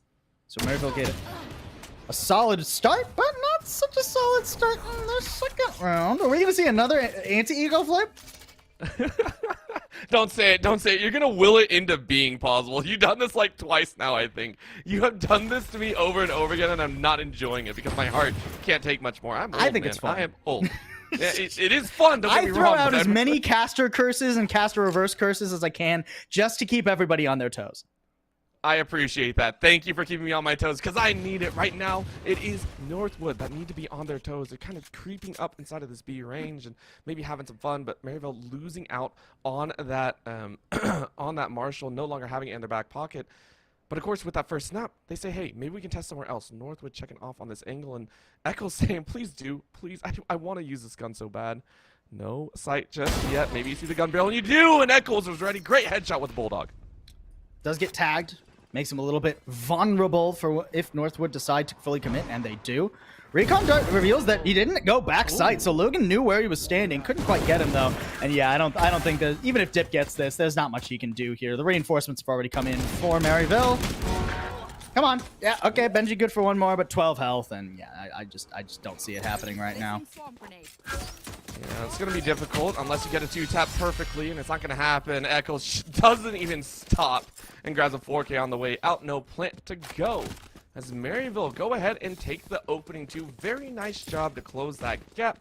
Now you're looking down the loaded guns of Northwood. This one also has a pretty written path. And Northwood, you know, it wasn't a buy, but it wasn't the cheapest round they could have gone for, right? They weren't just rolling out with classics. They bought a couple of like Marshalls going into that round. So even in this technical gun round, they're rolling with a Stinger on Darkest and light armor across the rest. Pretty vulnerable when you're talking about a Maryville bonus. Again, Northwood, that an 8-4 lead is not untouchable. We saw how close Maryville were to turning the tides on Lotus. Maybe they can do it here as well. They take up the mantle, they take up the challenge. It'll be there. However, a little bit of a tag means they have to back away. Can't fight when they're so blinded. Swayze goes up high, which is a nice little perch to hold on to. But Northwood so far is still waiting for a major reaction. They made a lot of noise. And the fact that I think MU are backing away gives them a moment of caution. Take a look here. The Owldrum goes out, spots out one from the back corner. I don't think tagged inside of the connection, so. Northwood taking a lot of time here, relying on the fact that Benji has maintained presence elsewhere on the map and made sure that Maryville aren't creeping up behind them. So cutting noise, going for a contact play can work for a bit. Eventually they'll commit some utility to it though, and they still haven't cleared out sewer. If they lose a fight against Eccles here, yeah, this suddenly gets very dicey. They lose two. Oh, so good. Crunchy falls up behind. And that is going to be 3 in a row. Possible. That is the opportunity. And they grabbed onto it. We said it at the top of the map. This map, Haven, was the chance that Maryville bet on for them to justify the salty run back from yesterday when they lost so one-sidedly in NECC. Lotus was way closer than it was yesterday. Now, it's looking like Haven is trending that direction too, possibly even trending for a Maryville win, although we're going to hold that, you know, right as we started to get excited about Maryville on Lotus, things started to fall apart for them, so we'll keep an eye on it. But in this round, at least, they have a solid firepower advantage and now a player advantage as well. I'm not really seeing this Northwood jump into the A site go very well for them, especially with Logan getting caught. And yeah, it's a massacre. Just that easy. It's no stingers to come out, right? It was just those classics. I think just give it up and go, and it's great. A couple more ult chargers to pad those pockets, and you can see it there, right? 4 Maryville already tagging up 2 away on Crunchy, 8 distant and 5, which is pretty far away, of course. But Eccles ready with their own Hunter Series, and then Swayze on the back end with 3 needed. With how the kill rounds have gone, hey, maybe you could get a few more, but this is a chance. This is going to be Northwood to come out with a couple cylinders firing on their own, and maybe they can bounce back because, again, 4 in a row doesn't look good. 5 in a row would be even worse.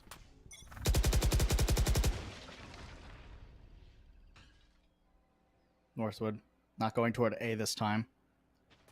Feel like they've conditioned Maryville toward that part of the map, but Maryville actually an excellent read, only committing Swayze to the full control of lobby. Of course, that smoke will pull one more. Eccles needs to be a bit careful here. That spam can be pretty deadly. You are out in the open. And actually, I don't know if the Owl Drone is going to get far enough to spot anyone. No. No, blind. Doesn't get it, and instead it's going to be a charge in. Northwood actually take a chance on this B site with no real information. Just use that jet swing. That's where usually no pings go out because the rest of Maryville are currently sitting outside. Now it's a fire back. A little bit of a breach sends forward, but the plant still goes down. And for all said and done, Northwood in prime position. Hunter Fury misses out on one. JC waiting in the wings, ready for this door, and finds Ali. And Aid finds Logan on the back end. This duel still is going to lend itself to a dangerous scenario. If Northwood can fight this, that's great. However, if they lose 2 here, they're down in even more dire straits. The door is currently broken. JC finds a kill. Benji gets one before dying, but it's all down to Dip, who only has 16 HP. Well played by Maryville. Yeah, Dip's just going to say, if he knows 16 health in a 1v4, no, that's not happening. Northwood, not the same sort of success as they found on Lotus when Northwood were able to get a full 5v5 in a post plant on their attack of Lotus. they were nigh indomitable. But this time around, good use of the Hunter's Fury from Maryville, making it difficult for Logan to stay back sight. A lot more pressure on him. He falls apart under all of that pressure that Maryville exert, and really solid stuff from JC Stanley, keeping control of Garage, not letting Ali or Darkest in there. Now, Maryville, with the first lead they've had since the second round of this series. And once again, not much money for Northwood. It took so much time to get here. It took so much time. And yet it feels like no time has passed at all. We are sitting at just a one-round lead, and the big question mark, right? Maryville, can they get ready for this aggression? Usually, this is where Northwood start to turn on the afterburners and say, hey, listen, we gave you a moment, but now we're going to take that lead once again. JC, though, said, no, that's not an opportunity at all. This bargain buy did not work as JC just grabs 3. The Astra came down from the skies and rained death. Ali going, please don't do this to me right now. Let me live in this garage. And an interesting smoke there for JC Stani as well. Has the star positioned in the choke for probably a gravity well in most scenarios, but actually uses it as a smoke and hides behind it. Northwood, they don't anticipate JC Stani to be playing that aggressively, so he's able to find 3 from that position, swing out, and take down all those players filtering out of garage. Now, I mean, Dip does have a rifle. Ali with a Guardian, just hoping someone will push him in the next 30 seconds, but stalwart stand Maryville right now. They are not going to give an inch over. So now with 20 seconds left, Ali and Dip, they're going for whatever they can, but I don't think that angle's any good for Ali. No. He falls, and Dip, I don't think he's long for this world either. Double digits for Maryville now.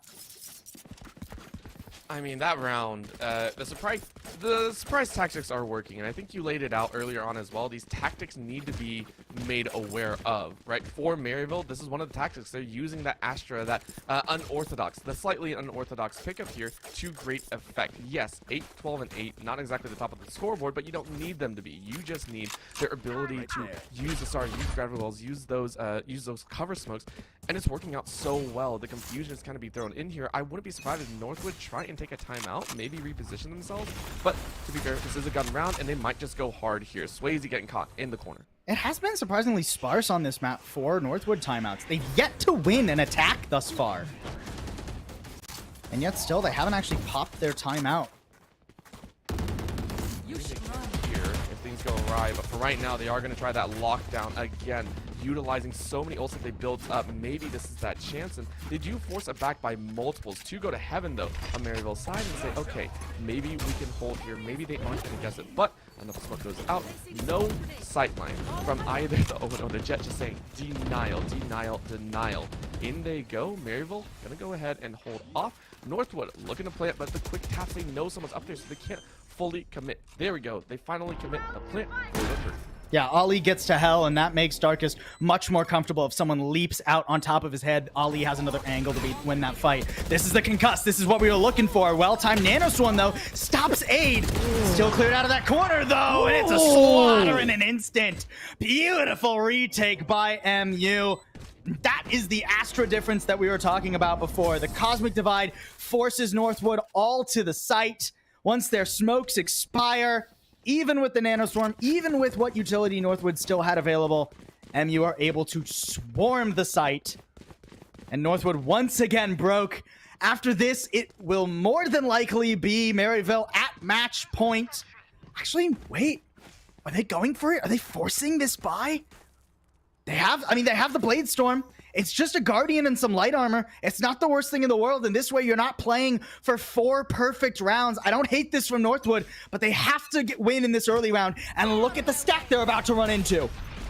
I mean, they're gonna go all in. The gamble is there, and Ollie opens it up, gets one with the Guardian, looking for a bit more. Hunter's Fury over their head, trying to find some damage, and Dip finds it. Swayze gets taken out. Crunchy, though, answers back. Logan is dead. MU, though, on life support with 2 alive. This rush works. The tempo shed, but Aid was ready. Aid with 3! Aid shuts it down! The emergency Red Cross came in and said, thank you very much. 2v1 right now. Dip gonna try and dip into the barrel. He gets one of their own! The clutch back is real as Dip posts up with a 3K! Unbelievable round right there. That was the most action-packed 30-second round that we have had this series. Both teams, nothing but gas. Oh, my aid. Beautiful positioning right here. Hugs the wall, just barely outside of Darkest Rolling Thunder. But the moxie from Dip knows exactly where both the players are playing from. Dodges the first op shot. Ego challenges the second, wins the fight. And then Aid had no chance against Dip. Swung right into his crosshair. Northwood, still not super comfortable in the economy, but that's gotta lift your spirits. That was a gamble of gambles, and I feel it's only fair that Dip started it off on Swayze and then ended it with that 2K, by the way. That was amazing. Taking a look here, though, big buy up by the side of MU. We saw an op in their hands as well, so they're going big. They know that that round was essential, and now they need to take that momentum back. They cannot allow Northwood to fall into rhythm. They expended 2 ults. Maybe they can find a win here and force that game point. Who knows, though, as Swayze is ready. Sees a shoulder aimed a little bit low and is not going to find that kill or the hit. Here. I like the attempt from Swayze there to punish Logan, who was trying to greed for a kill around the box, but now Swayze's locked into that position, is convinced Logan is going to reswing, and instead Northwood completely silent, creeping over. Eccles, that owl drone would be heard. I don't think he gets any information out of it, so he's rotating away. I mean, now it knows 100% and can't hold the site against the entirety of Northwood, so falls back. But Northwood will get a plant. 5v5 for the retake. They do have to avoid this lockdown. If Northwood can play around the lockdown successfully, they're going to win this. Well, they did find it. It's an easy break here. Nice. And it's done. That's easy. Now Logan has the opportunity, finds a frag onto Eccles, and looking for a little bit more. This long hold by this off is so good. Darkest finds a headshot on the Aid, and all of a sudden the ambulance is gone. Following up, Darkest sends them all into oblivion. No light for you in this dark tunnel. And you sending them all to the grave. And you faltering here. Unfortunately, it's kind of the same way in game number 1. The falter after a loss. The feeling coming and creeping up on them. Northwood love playing with Maryville's hearts. Maryville, they'll have a chance to maintain their lead. But Northwood was such a solid attacking half, or solid attacking couple of rounds, not a half. Half's been abysmal, kind of. But the last two rounds have been really something from Northwood. All out aggression onto A in the previous round, and then this round, poking and prodding, seeing what the investment was from Maryville. Once they recognize that operator and they say, hey, we have the util to deal with the lockdown, we have the perfect setup, they know there's not going to be much of a retake for MU. Beautiful stuff. And now just one round away from tying this back up. He can do it. That's great. Swayze misses the first shot. Can't find it. I mean, even with the information, but Logan also eating a lot of damage. 30 HP on the bucket, and that is not great when you were one of the prime reasons the previous rounds went so well. Dip now checking in the back corner. Northwood not going to find really anything else except a good defense. MU not losing anyone. Still have the Hunter Seer in the back pocket. B-side, though, looking like a very real option if they aren't ready. Dip found it. Swayze aimed too far to the right this time. Man, that hurts. Man, Dip's gonna have to go to the tailor to fix the cape. The shoulder was nearly tagged, but at least Crunchy's getting something done. Not dying in vain. Now JC Stanley getting involved as well. That's 3 down for Northwood in the blink of an eye. All on Ali, at least good for 1, but no, gets shut down. Swarmed by Maryville. They stop the comeback from Northwood for the moment and put themselves on map point. 1 more round for Maryville. And we head to bind. It's all right here. Possible. My dreams of a Maryville prediction win may come true sooner than I thought. We got a whole other map after this. I know we do, but listen, I'll grab the fragments of hope that I have right now. They just need 1, and they have the equipment to do it. Look at Northwood is sending it again. They're going to play aggressive one more time. And there's not really much to stop this. Oh, actually, you know, that's a really good early fault line there. And Swayze catching Benji. If Northwood actually wanted to commit to that, now they have no chance to.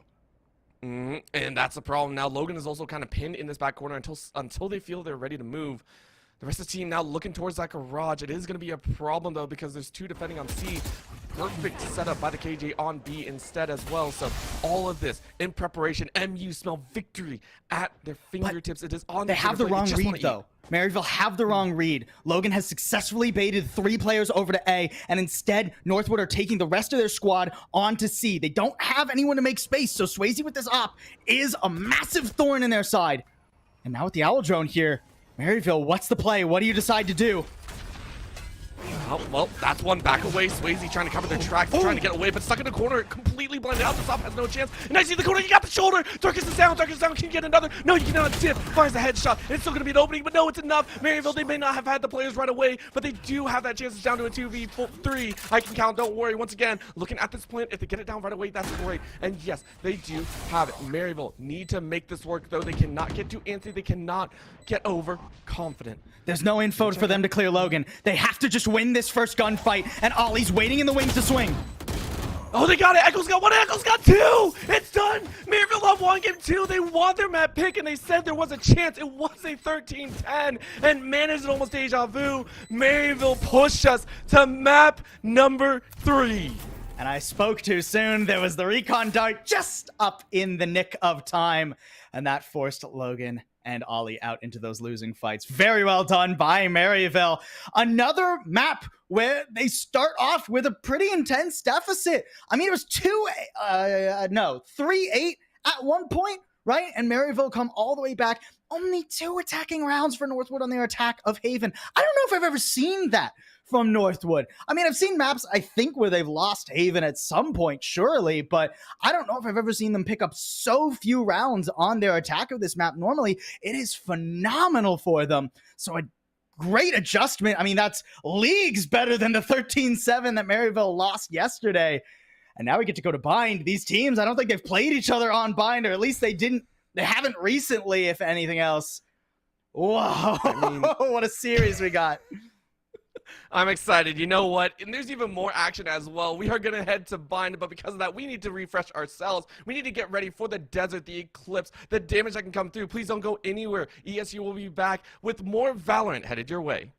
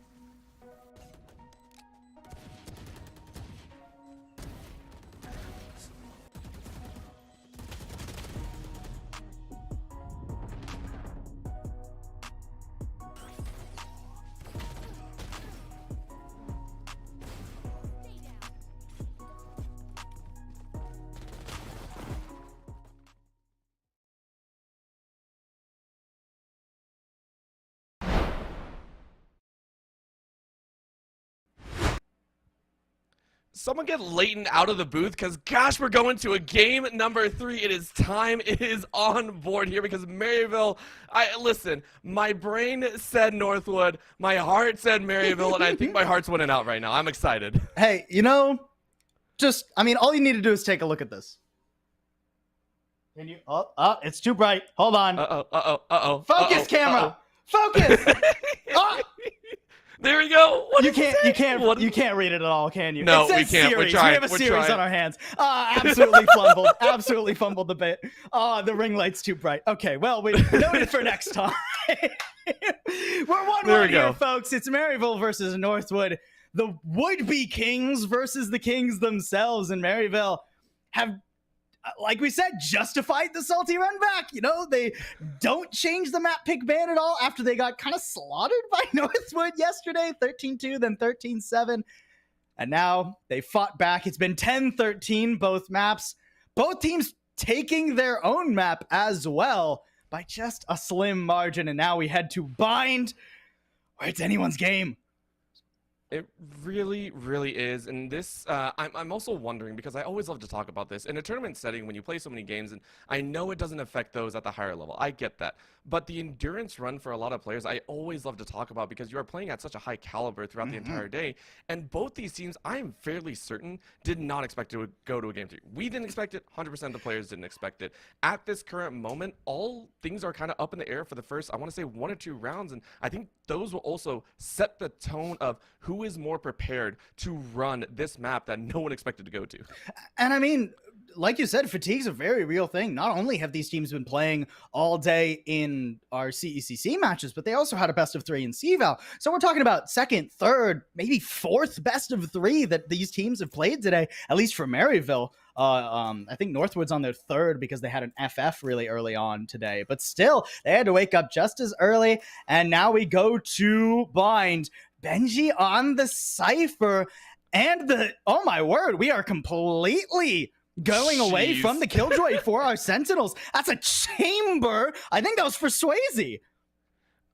Not only that, I want to say that is the fastest agent select I think we've had here tonight, right? Like, we're talking about, are the players ready? And they're like, yeah, we're ready. Let's cut out 60 seconds of waiting. They are set, and you called it, right? The chamber coming in, a very large difference in terms of how they are fundamentally looking at this map. And we said Bind is one of those that, maybe they've tried and tested before, but against each other will be a whole different question. So I'm excited to see what the chamber sets up on the defensive side. Of course, should hold a lot of power. On the other end, though, everyone's got to come out with something. And let's not forget to set the stakes for this. Not only will the winner of this map guarantee a spot at the CECC finals later on down the year in the school year, but also this is both of these teams standing against what should be and could be a rival. Northwood, they've been kings of collegiate for so long, but Maryville, they bought so much tier 1 talent. Eccles, Swayze, Crunchy, JC Stanny, and Aid filling in when Frosty was unable to play this semester. This is them justifying not only their salty run back, but their roster of their year, and Logan flying in. I mean, it's blood in an instant. It's blood, but not the blood that they were hoping to spill. That is too quick nullified by Maryville's aggression. It was a good test. I will always say I love when teams litmus tests with the guns, with the pistols right off the rip. Just go ham. Just go crazy. And get a little bit funky, because Crunchy got funky Crunchy with a boom bot. What? Why do you get a kill with that? That is so wrong in some way. Ooh. Dip finds an easy kill on Crunchy, who is still bewildered by their own kill. And all of a sudden, Northwood are on 3 alive with 1 needing to go down. That's going to be a jump. Dip finds him, and that's going to be Ollie to finish it off. Really nice pacing there from Northwood. They explode for the first 30 seconds of the round, and then when things get a bit dicey for Maryville, when Northwood have some site control, but they've lost Darkest, they don't really want to heavily invest. They wait for the next rotation of their utility, and they wait until they know that they have a winning fight. They peel out and manage to find Crunchy, who's moved completely off role of the normal flashes that Crunchy has been playing, and instead now over onto the Rays. Fascinating role swaps here for Maryville. I love to call it map specialist moments where you're like, you've played, even though you have a role, like you play this map way more and you're just like, please give it to me, please give me this chance.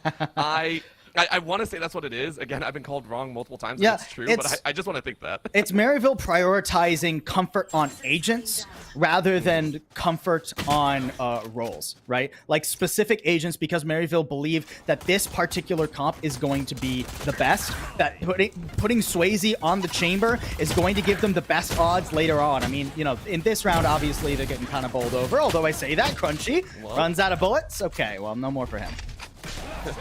No more fun times, unfortunately. But gotta agree, it is that comfort, and I'm glad to see it go down because right now Northwood are feeling comfortable as well. 3 still in the pocket once again. 8 is the last one alive, and they unfortunately are getting locked down. So this I would call a more standard function of the first 2, right? Northwood only losing 2. Hopefully not losing another. There you go. That is going to be the Bulldog kill. And we go into the 3rd with an understanding that, hey, let's go ahead and drop that one and then take the 4th. Great round for Northwood there. And now they actually get to spend pretty intensely. This is technically a bonus for Northwood, but they've got 3 Vandals. It's basically a gun round here. Jeez. Maryville, light armor across the board. Fragile they are. Going to such important round. Reminder, the first half of both maps, whether it was Maryville or Northwood coming out on top in the end of the day, the first half of both maps, Northwood have strung together at least 6, at times 7 rounds in a row. Crunchy at least gets away from the paint shell here, so won't fall instantly. But again, look how quickly Northwood have as much of the site as they need. And they're perfect right there as well because that's a boom bot again. Logan making so much work there. And because of that initial aggression, because of that surprise, it's a 3v2 once again. Maryville completely lost in the sauce as the showers. They're trying to wash it off, but it's not going to work. It's stuck. It's clung as the poison drips away on this other side. Maryville wondering what can they do. Maybe they're just looking for exits. I think here as, you know, they're checking. They're keeping each other on pace, but Ollie finds it. Swayze finds one. JC finds another and dip down to a 1v1. Oh, this is dangerous already, I would say. And you have won this round because they got the guns off, but they want to look for the actual round. They around the corner, spotted them. So He gets cheeky. it. Northwood answer back. You gotta be kidding me. I will never take anyone but Dip in a 1v1. I will never take anyone but Dip in a 1v1. The dude is so cheeky. Any other player on the planet with a Spectre in hand is going to fall back into lamps, play slowly, wait for the tap, swing out, and then you're taking a fight at a little bit of a disadvantage, but you might win it. You might buy enough time. Dip instead pushes. He takes what could have been a long-range fight against a Vandal with a Spectre of all things, but finds the timing perfectly, uses the sound cues of Swayze sprinting forward to his advantage. I mean, now Swayze in a pretty cheeky corner, able to get one. That's not half bad for an eco round that Maryville will be working with. And 4 players over here. Northwood, they don't necessarily want this smoke right now. No, they don't. And I mean, that was a moment that Swayze is just like, man, I probably shouldn't have lived there. But the headhunter is perfect. Now looking on the flip, Northwood looking at a chance of their own. They're still hiding out in the gardens, but Maryville saying you can't hide forever. Hookah will be our rotate, and they find another as Darkest gets lit up by 4. The Death Squad also finds a spike, which is another huge opportunity as the Tour de Force comes out. Yeah, I was gonna say the Tour de Force. I mean, that's insane. How do you retake this position now? I mean, even with guns. Like, every angle you check, you just have to pray that Swayze isn't watching it. Well, they know that Benji's there now, too. This is such a cheeky position from Aid. Benji's expecting it. Can he win this fight? He's way better firepower, but doesn't look the right way. A beautiful little off angle from Aid. And the last 2 members of Northwood are floundering with 30 seconds left. These rounds are not going the way that a standard game of Valorant should. Right, we're sitting here like, oh yeah, guns in hand, it should be fine for Northwood. And no, Maryville, giving them a taste of their own medicine. This thrifty little setup here has looked wonderful so far, but Dip is ready with the gun. Mow down, JC takes the life volley, and the heads keep getting rolled. Thrifty round for Maryville. And hey, the force for rounds roll out, and you got 1 round to your name. All right, at least there's that for Maryville. They stopped Northwood from getting like 7 rounds in a row, at least for now. No ults to their name though here. Northwood have a couple, but they're running a little bit low on economy because of how volatile these first few rounds have been. Yes, Northwood won 3 in a row, but a couple of those were very close. I mean, the 1v1 that Dip won doesn't exactly boon the economy of Northwood, so They're on just a hero rifle for Dip. Understandable. The dude's been having a monstrous day. Shower check. This is one of the first Logan says thank you very much. Stung against the wall, the beast reigns supreme, and Logan fires away with the Vandal this time around. That's going to be 2 different weapons, 2 different kills. Looking for a third on the back. Maryville go, what the heck just happened? I mean, with how explosive the early rounds have been for Northwood, I cannot fathom walking that far forward in showers with hardly any assistance, no flashes to your name, no hard utility to keep them from rolling into showers there, an orbital strike on hand too. Not very optimized there for Maryville. They give away not only the position, but guns. Swayze just barely able to sneak in here. Showstopper! And a trade 1-for-1 is not really good for Maryville at this point. No, it's not. I mean, getting scared of that rocket space, it's a very, very dangerous spot. And Dip says, yes, you can't storm any farther. JC says, okay, I am dead. And Eccles says, I am the last one alive. This is Northwood getting back on top, getting stung with that location beacon. Feels so bad. Darkest wants to take that one and pick up a gun for themselves. Waiting some more. 3, 2, 1. The re-thrifty from Northwood answering Maryville's thrifty. Is everybody just we're gonna have like a really close gun round soon, and everybody's just gonna be broke, and we're gonna have one of those rounds where like 2 people have guns across the lobby. For now though, Maryville will continue to buy, and that was at least several ultimates having to be invested for Northwood to pick up that thrifty. So Maryville with a showstopper of their own, with several pivotal ults on the way. I mean, they're 2 pips off of pretty much all the rest of their ults other than that 2 out of 4s, which already got used, in an op in Swayze's hands. They're going to set him up B-long and then likely see the other 2 members here. Yeah, they're going to rotate off, especially since Northwood once again are going fast A. Oh, they're going to try and push it and try and get a little bit ahead of the game here. And maybe they can. Hunter Seer comes out trying to clear out the back angle. Rolling Thunder as well. It's a cross-dimensional fight here as everyone is collected and spread away. Good damage on the back end, but no kills and no heals to really come out just yet. The Sky is waiting off on the wings for Maryville if they can. But the smokes completely negate anything that they were hoping to do. Northwood say, hey, we can get something. Crunchy says, yeah, you can take this rocket to the face. Crunchy sets off on the edge, bounces everyone out. But look at the sprint. Northwood bursts out of the seam saying, thank you very much. We will take our well-earned 3. Looking for 2 more on the back end as JC on 41 needs to survive. But this chamber is in the back end with full HP. Yeah, just running away. This is going to be the last chance. And it looks like it's going to be done, but JC gets a freebie. Benchy went down, and Darkest said, I will get revenge. Oh, and the spike actually hasn't been planted. So Swayze was going to go save the op. Didn't expect that JC Stanley was actually going to be able to accomplish anything. But now I was thinking, man, if I could just catch one more. If I could just get the angle with this operator, maybe, just maybe, I could swing this back and put a second on for Maryville. It's so hard to enter here, though. Your reaction time has to be greater than perfect, especially with the angle that Dip is holding. No, you're not even going to see him. Dip instead puts one through Swayze's earlobe and gets a 5th on the board now for Northwood. You know, it may not be all in a row, but Northwood certainly feel like they're going to start running away with this game shortly. Right there. Possible, I'm so mad that you said that.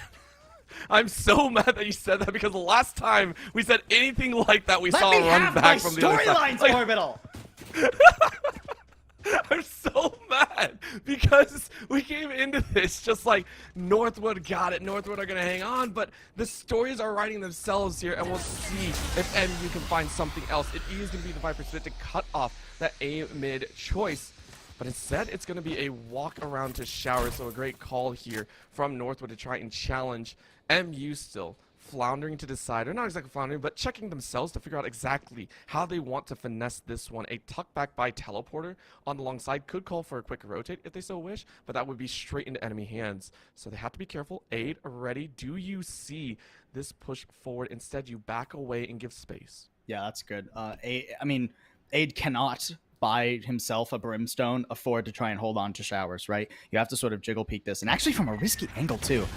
I mean, the Tri-Box doesn't really provide you much cover these days. Look how Northwood, how unafraid they are of the Viper's Pit. They're gonna storm through the smoke and just bowl over Aid, and now they're doubling back to think about that pit. JC Stunny falls, trying to push out the other side. Dip was ready to catch him, and Maryville once again in a nigh on impossible retake.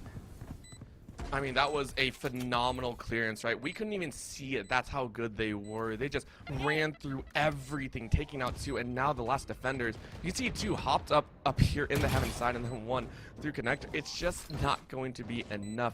Eccles praying for a chance. Out goes the bird, blinding out there, but I mean, you're working with a headhunter. Now you're going to check in the lantern and Swayze. Remember, with these one-taps has done quite a bit of work, but you need even more so from behind 2 in showers. Now you're going to swing, and Benji was more than ready to etch their name in the gravestone. Yeah, and the last couple guns will just be saved for Maryville. They know that they need every buck that they can save. Difficult situation for Maryville. They've climbed themselves out of holes before, though.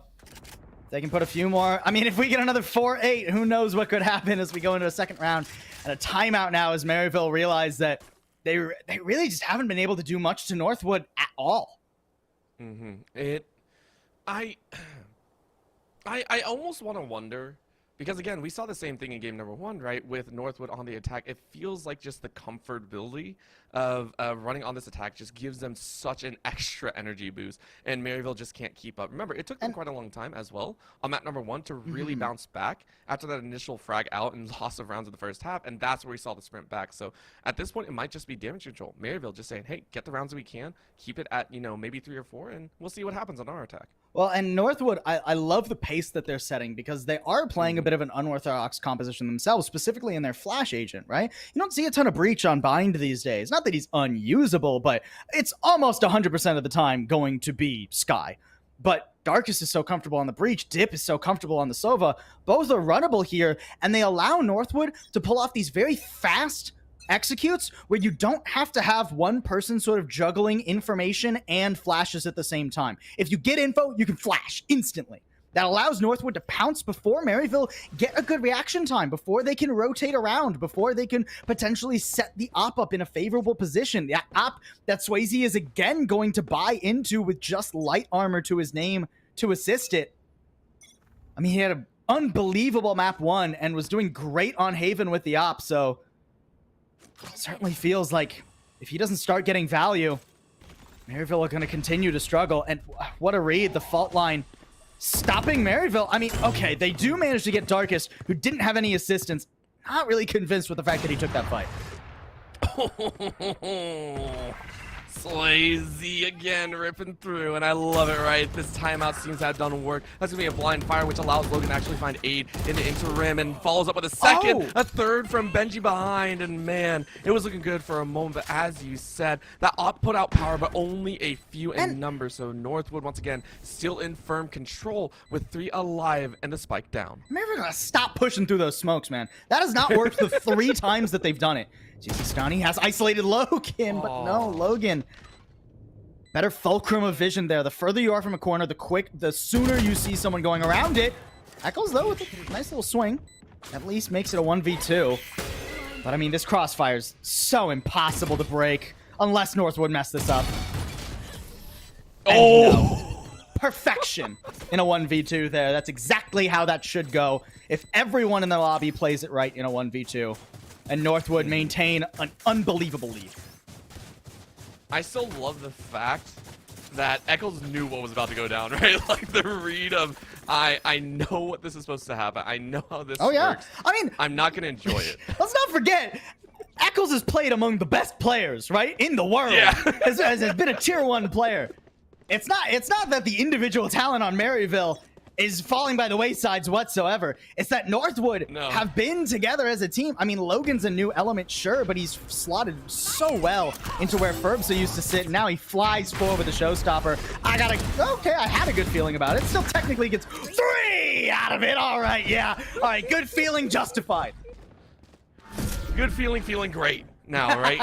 Way to open up this round, and it's going to only increase from here. Now JC watching as a teammate teleports through, and Eccles here to support, but honestly, how much support can you really get down? You lost 3 at the rip, and Darkus is about to send another. Eccles still putting up some work, trying to grab another, but you still leave 3 alive. Northwood ramp it up to 8, and possible. You know, it feels almost like game 1 and 2 were fever dreams with the current scoreline. 8-1, I think, is the largest deficit we have seen off the start of rounds. I mean, at any point, I believe. And there's something to be said for how well Maryville took their losses yesterday on Lotus and Haven and adapted them in such a quick time frame to where those maps were so much closer. But they haven't played Northwood on Bind. Northwood on Bind is a different beast. And Maryville on their defense are completely unprepared for every single tactic, every single launch into the site or slow roll once they have control.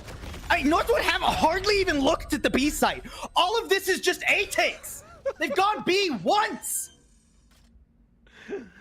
You know, if it ain't broke, don't fix it. I guess, man. Kind of aggro setup. It's but Maryville gotta break it, right? Maryville gotta be the ones to break it. They gotta find a way to shut this down. They're trying to go on the flank now to do so.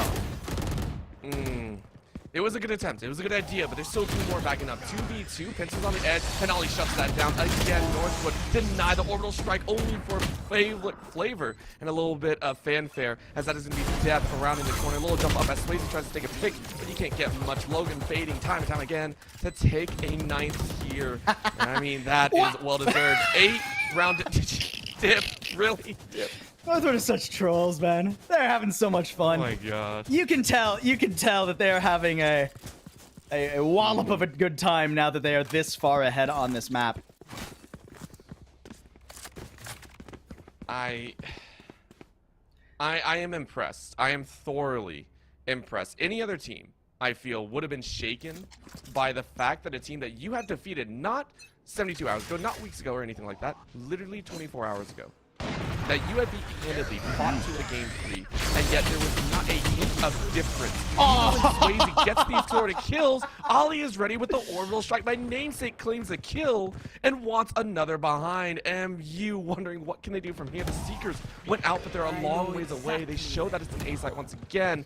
You know what? 11th times the charm. Let's see if MU can shut this down. It is a 4v4. This is currently revealed as Ollie gets a plan. Dip is going to head up to Heaven's side, and it's going to be a jiggle. Again, JC has not won this gun duel in quite some time. He's hoping to have that chance to spray back and forth. Dip wins it. Crunchy on the ground, though, grabs 2. Looks for another. Sasha goes out and bounces around, gets the 3K. Can you get the 4th up top? Maybe you can. It's down to a 2v1. Just don't get crazy. Dip with the 3K. It's down. It's happening again. And Dip crushes it with the 4th. Clutch it up. It's no longer a clutch. It is the standard for Dip. What I say?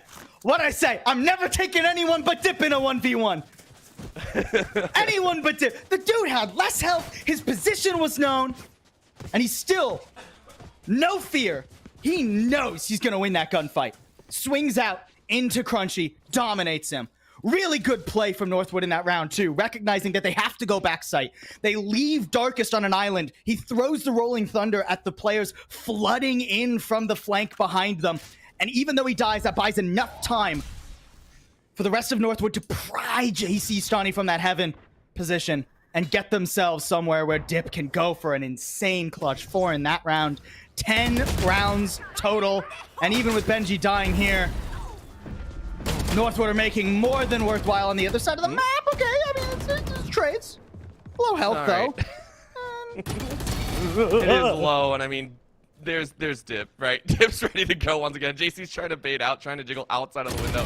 It ain't gonna work. Ollie straight up close, tracks through the wall, sends him to the grave.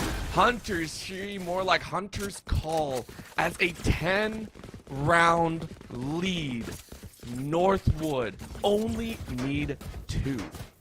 Yeah, Maryville did a good job of nearly coming back and then fully coming back from 4 8s. I don't know about the 11-1. I don't know about that one. This feels like this was probably the level of performance that Northwood had yesterday on Lotus when Northwood 13-2'd them. This is Northwood fully unleashed. This is a Northwood you haven't prepped for. You don't know what they're going to do. A Northwood that will give you no room to breathe, that will step on your throat and crush your windpipe every single round. And I mean, if Maryville don't win this pistol, Northwood are going to the CECC finals. They smell it. They know it. Maryville may have smelled the game end, but Northwood smell the series. and they can taste it once again. They're licking their chops. It's just desserts here. Might as well be walk in the park. As long as they don't get too overconfident, as long as they play as Northwood should. Go ahead and watch as Maryville makes their way forward, getting a little bit tentative because they haven't really had any defensive aggression back. But Crunchy is ready. Dip still follows through. It's a 1-for-1. A little bit of damage on this guy who's going to try and back away. Northwood ready with the re-engage from one entrance, by the way. All 4 flooding in from the same side. Good crossfire by Maryville, ready to go. Just a little bit of danger. Another smoke to smoke out showers. Very nicely done. But JC with the lineup ready to prep against that defusal. He has to throw it out. Actually, that doesn't get the defuse. It's half stuck. Okay, a couple kills. Good for Maryville. What? They're gonna flash out and swarm pack. Oh my word! Oh my but Northwood already. They already won the round. Look at that. Look at that. Oh, Look at that. no. Even the players are It's so. Haven all over again. Oh, it's Haven C. You. Oh no. You could see the looks from Maryville literally through. I've never seen a clear indication from agents like. Little bites of data. I've never Look at seen each other a and go, better. "Really?"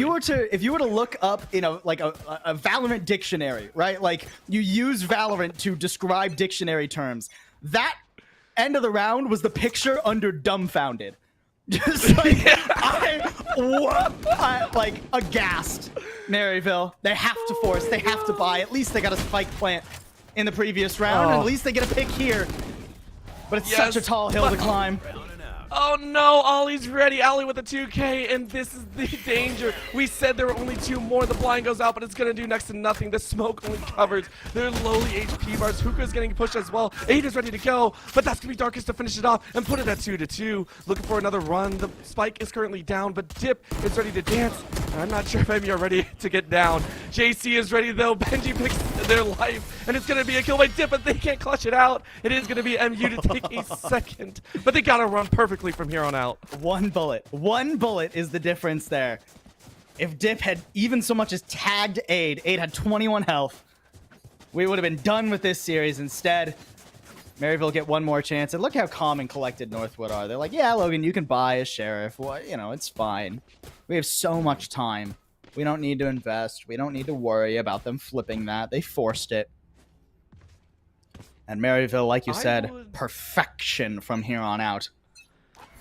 I would honestly, just for kicks and giggles, I want to see Northwood quite literally just dump round after round, waiting for all 5 ults, you know, or 4 of the aggressive, and just run it. No. I think that would be so great. Look, there was a fine line between Northwood having a fun time doing silly things and Northwood going off the rails.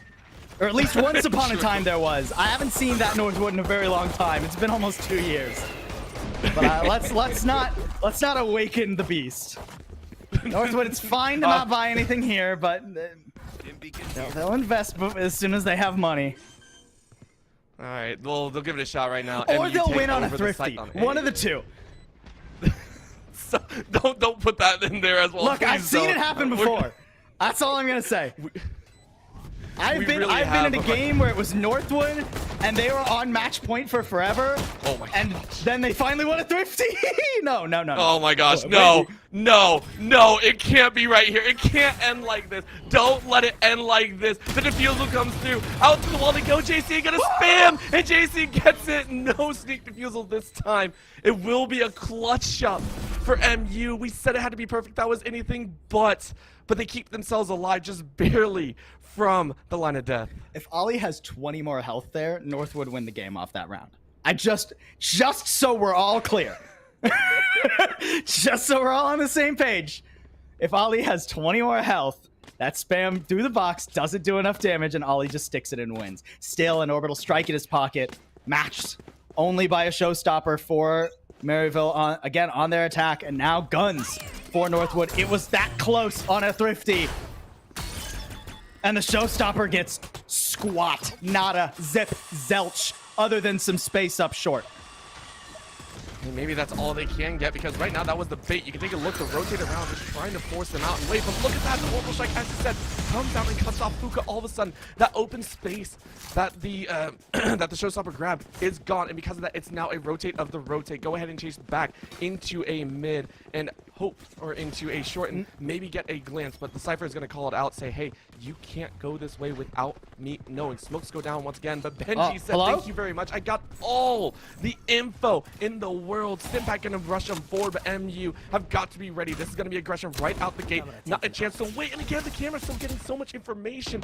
Denial of the consistent plant site. And you know they're in a little bit of trouble. Crunchy inside his showers, ready and waiting to go. They saw 1 or 2, but Swayze is ready to go. Gets a spray 1, gets 2. No, that's Crunchy behind, but Timid Darkest fire back. JC gets 1 on the head, gets 2 in the head, but it's a finish by MU with 2 alive. Just like that, the slaughter concurs, and MU stay alive once again. Hey, finally, Maryville make the flash through the smokes, middle of A site work. I mean, it's the other direction. They're on the attack now. But Northwood actually get caught off guard by that one. Nice flash up top from Eccles. That lets Swayze swing, and things get really bloody from there. Northwood caught off guard as they were planning their retake. Now they'll be out of money. I mean, it's still a really long way to go, guys. And, I mean, this is more firepower than Northwood had last Thrifty, and that was almost the match win right there. Hunter's Fury 2 for Dip. If he sees a good moment for it, Maryville are in trouble. It's so close every single time that we are. It's never the smoothness that we want out of Maryville, and they're even scared. You can see it there. They chanced B last time we got off on the ult. The fight is still going. If we don't have the ult, we can't go this way. And Benji says, yeah, you can't go this way either. You tried it last time, and the Stinger will whip through you. Spike is now picked up. They're going to chance it once again. The shower is still contained, but time is on their side. 1 minute, 10 seconds still able to be used. Nice clear on the trap wire, too, by JC Stoney. That'll keep Northwood guessing a little bit. Is this going to be a full push through lamps? Yeah, I mean, they get 2. It costs Eccles, but, I mean, hey, you take what you can get at this point for Maryville. No way Dip finds one. No way. Okay. With Dip down, things a little bit more likely. Swayze still feeling the heat, though. Still worried about players filtering in from backside. Has to pop the tour de force. And Aid kept off the plate for a moment. They still haven't gotten that play. That's so dangerous. They're going to molly out once again, and 8 is going to get that drop. This is going to be the call down. Northwood still have, I think, a very slight element of surprise. They haven't shown themselves just yet, so maybe they can get around. They know someone's in Lantern. If they can find it, the shell is ready to go. Flush it out. That's great. And they peek and they bait it out. 15 on Swayze in the chase in, but Swayze's ready to get the ace. No, you do! Ace for Swayze after Ollie gets 1. MU again stay alive. Swayze getting an ace is one of those moments where, if by some miracle, still a long way to go, guys, but if by some miracle Maryville do pull this back, you'll look at that moment and you'll think that was the difference. That was the real momentum falling behind Maryville. That was the wind fully in their sails, but that's a big if at this point. Yep. At least an orbital strike for them, but now guns actually available for Northwood. And again, that was just an eco round, essentially, for Northwood, and it was still that close. Eco or not, I'm so happy that they won it out because they are biting back. I love teams that fight to the absolute bitter end, and they're doing it. They will not go quietly into the night. Northwood might put them out the door, though. We'll see what happens here as Crunchy sees an arm and wants to take advantage, but can't instead. It's a little bit of rapid fire back. Good blind to go out. Force Ollie back and away. The spike is still not picked up, though, so this is still just a little bit of reference trying to tap out where the opponent is, and because of that, Northwood trying not to give away too much either. Still 1-2 in shower. Ready for the rotate if Maryville wishes. And there's still a lot to get through on A here. Yes, it's the weaker site by player number, but those new trap wires are much trickier to break. You'll see the Trailblazer doesn't necessarily, it doesn't get rid of it this time. Orbital strike to clear lamps. Crunchy flying in, but no, he's spotted, picked out of the air, skeet shot. And not just that, that was also a snapback. JC actually had a really critical kill. That is actually the neural theft down, which still gives NU great coverage. The neural theft not going up, but the Hunter's Fury is enough to rip through. Dip finds it. Swayze is down. Swayze is the big carry right now, and it's 4v3. 5% goes out. They are going to lay it off into the right side of the site, though, and the spike is still not down. Showstopper up, tries to fire away, doesn't get it from long range, but Darkest still finds 8, and it's going to be MU on 2 on life support right now. They are able to get through the teleporter, but they have to get their teammate. The teammate's still stuck. 16 they don't seconds! Have time. 15 seconds. They're rushing back. They're about to to be the doom. It's down to a 50-50. Who gets it? Logan gets one. And around the corner they go. Dip wins it out. And in one of the more neutral rounds, it is Northwood to take the series. It wasn't on a thrifty, but it was still 13-5, a dominant showing from the Kings of Collegiate Valorant on the final map of this series. Credit where it's due to Maryville. This was a closer series than I anticipated, even with how good Maryville is, even with the quality of players that they hold, with guys like JC Stanny, Eccles, Crunchy. But Northwood are not to be denied. Yes, they've had a couple of fumbles. It's not the undefeated year that they had last year, but they're not going to miss out on their chance to qualify for LAN. Are you kidding me? Come on, you can't think that one. Nah, they put it away on Bind without hardly blinking an eye for our map number 3. I mean, it's one of those things that, hey, they're taking steps, and who knows, maybe tomorrow that third step is taken to These finish teams off that play each other again tomorrow. That's so insane. We will see what happens, though, but for right now, we are going to go to a break because we want to get insight into Northwood's somewhat sweat-wiping moments. We'll go ahead, go to a break, and we will be right back in just a bit with one of the winners from this Valorant series of the CECC Midwest Qualifier. Don't go anywhere.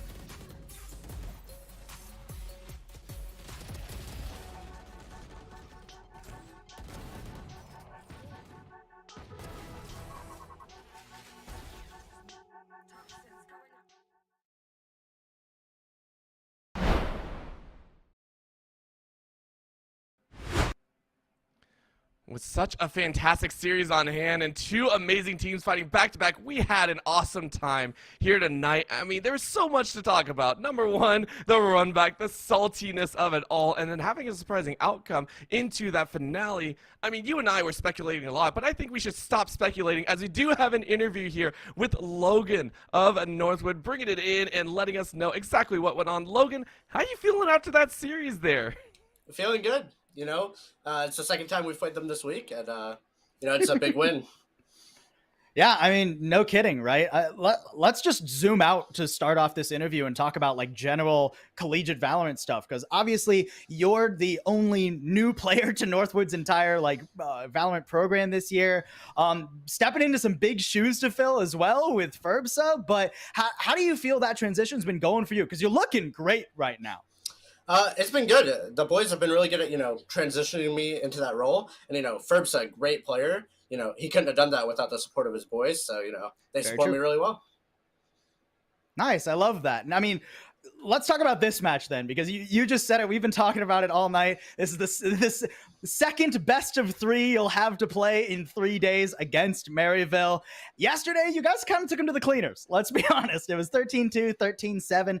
Today, going into this series, they chose the salty run back. Were you surprised at all by the fact that it was the exact same maps as yesterday?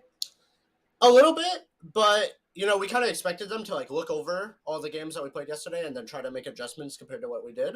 And obviously it worked a little bit. I mean, the games were a lot closer. They even took Haven from us. But, we're still the best on Lotus, so. Yeah. You guys, I was telling Benji literally today when he was filling me in about the NECC game yesterday. Your guys' Lotus is nasty. Let's zero in on Haven then. What do you feel got a little bit lost there for you guys? I mean, you had a pretty significant lead at one point. It was like 8-3, and then Maryville started fighting back. What went on there? Do you feel? I think a lot of it was letting them build momentum. They made some good adjustments, and they just got onto a hot streak, and it was really hard for us to shut it down. Sure. Yeah, fair enough. I mean, you guys did well on Bind though. I'll give you that. Bind was a really solid map. Feel free to deny me this answer here, but I would be curious, out of the 3 maps we feel, or I guess you just answered, it would be Lotus that you guys feel the best on, isn't it?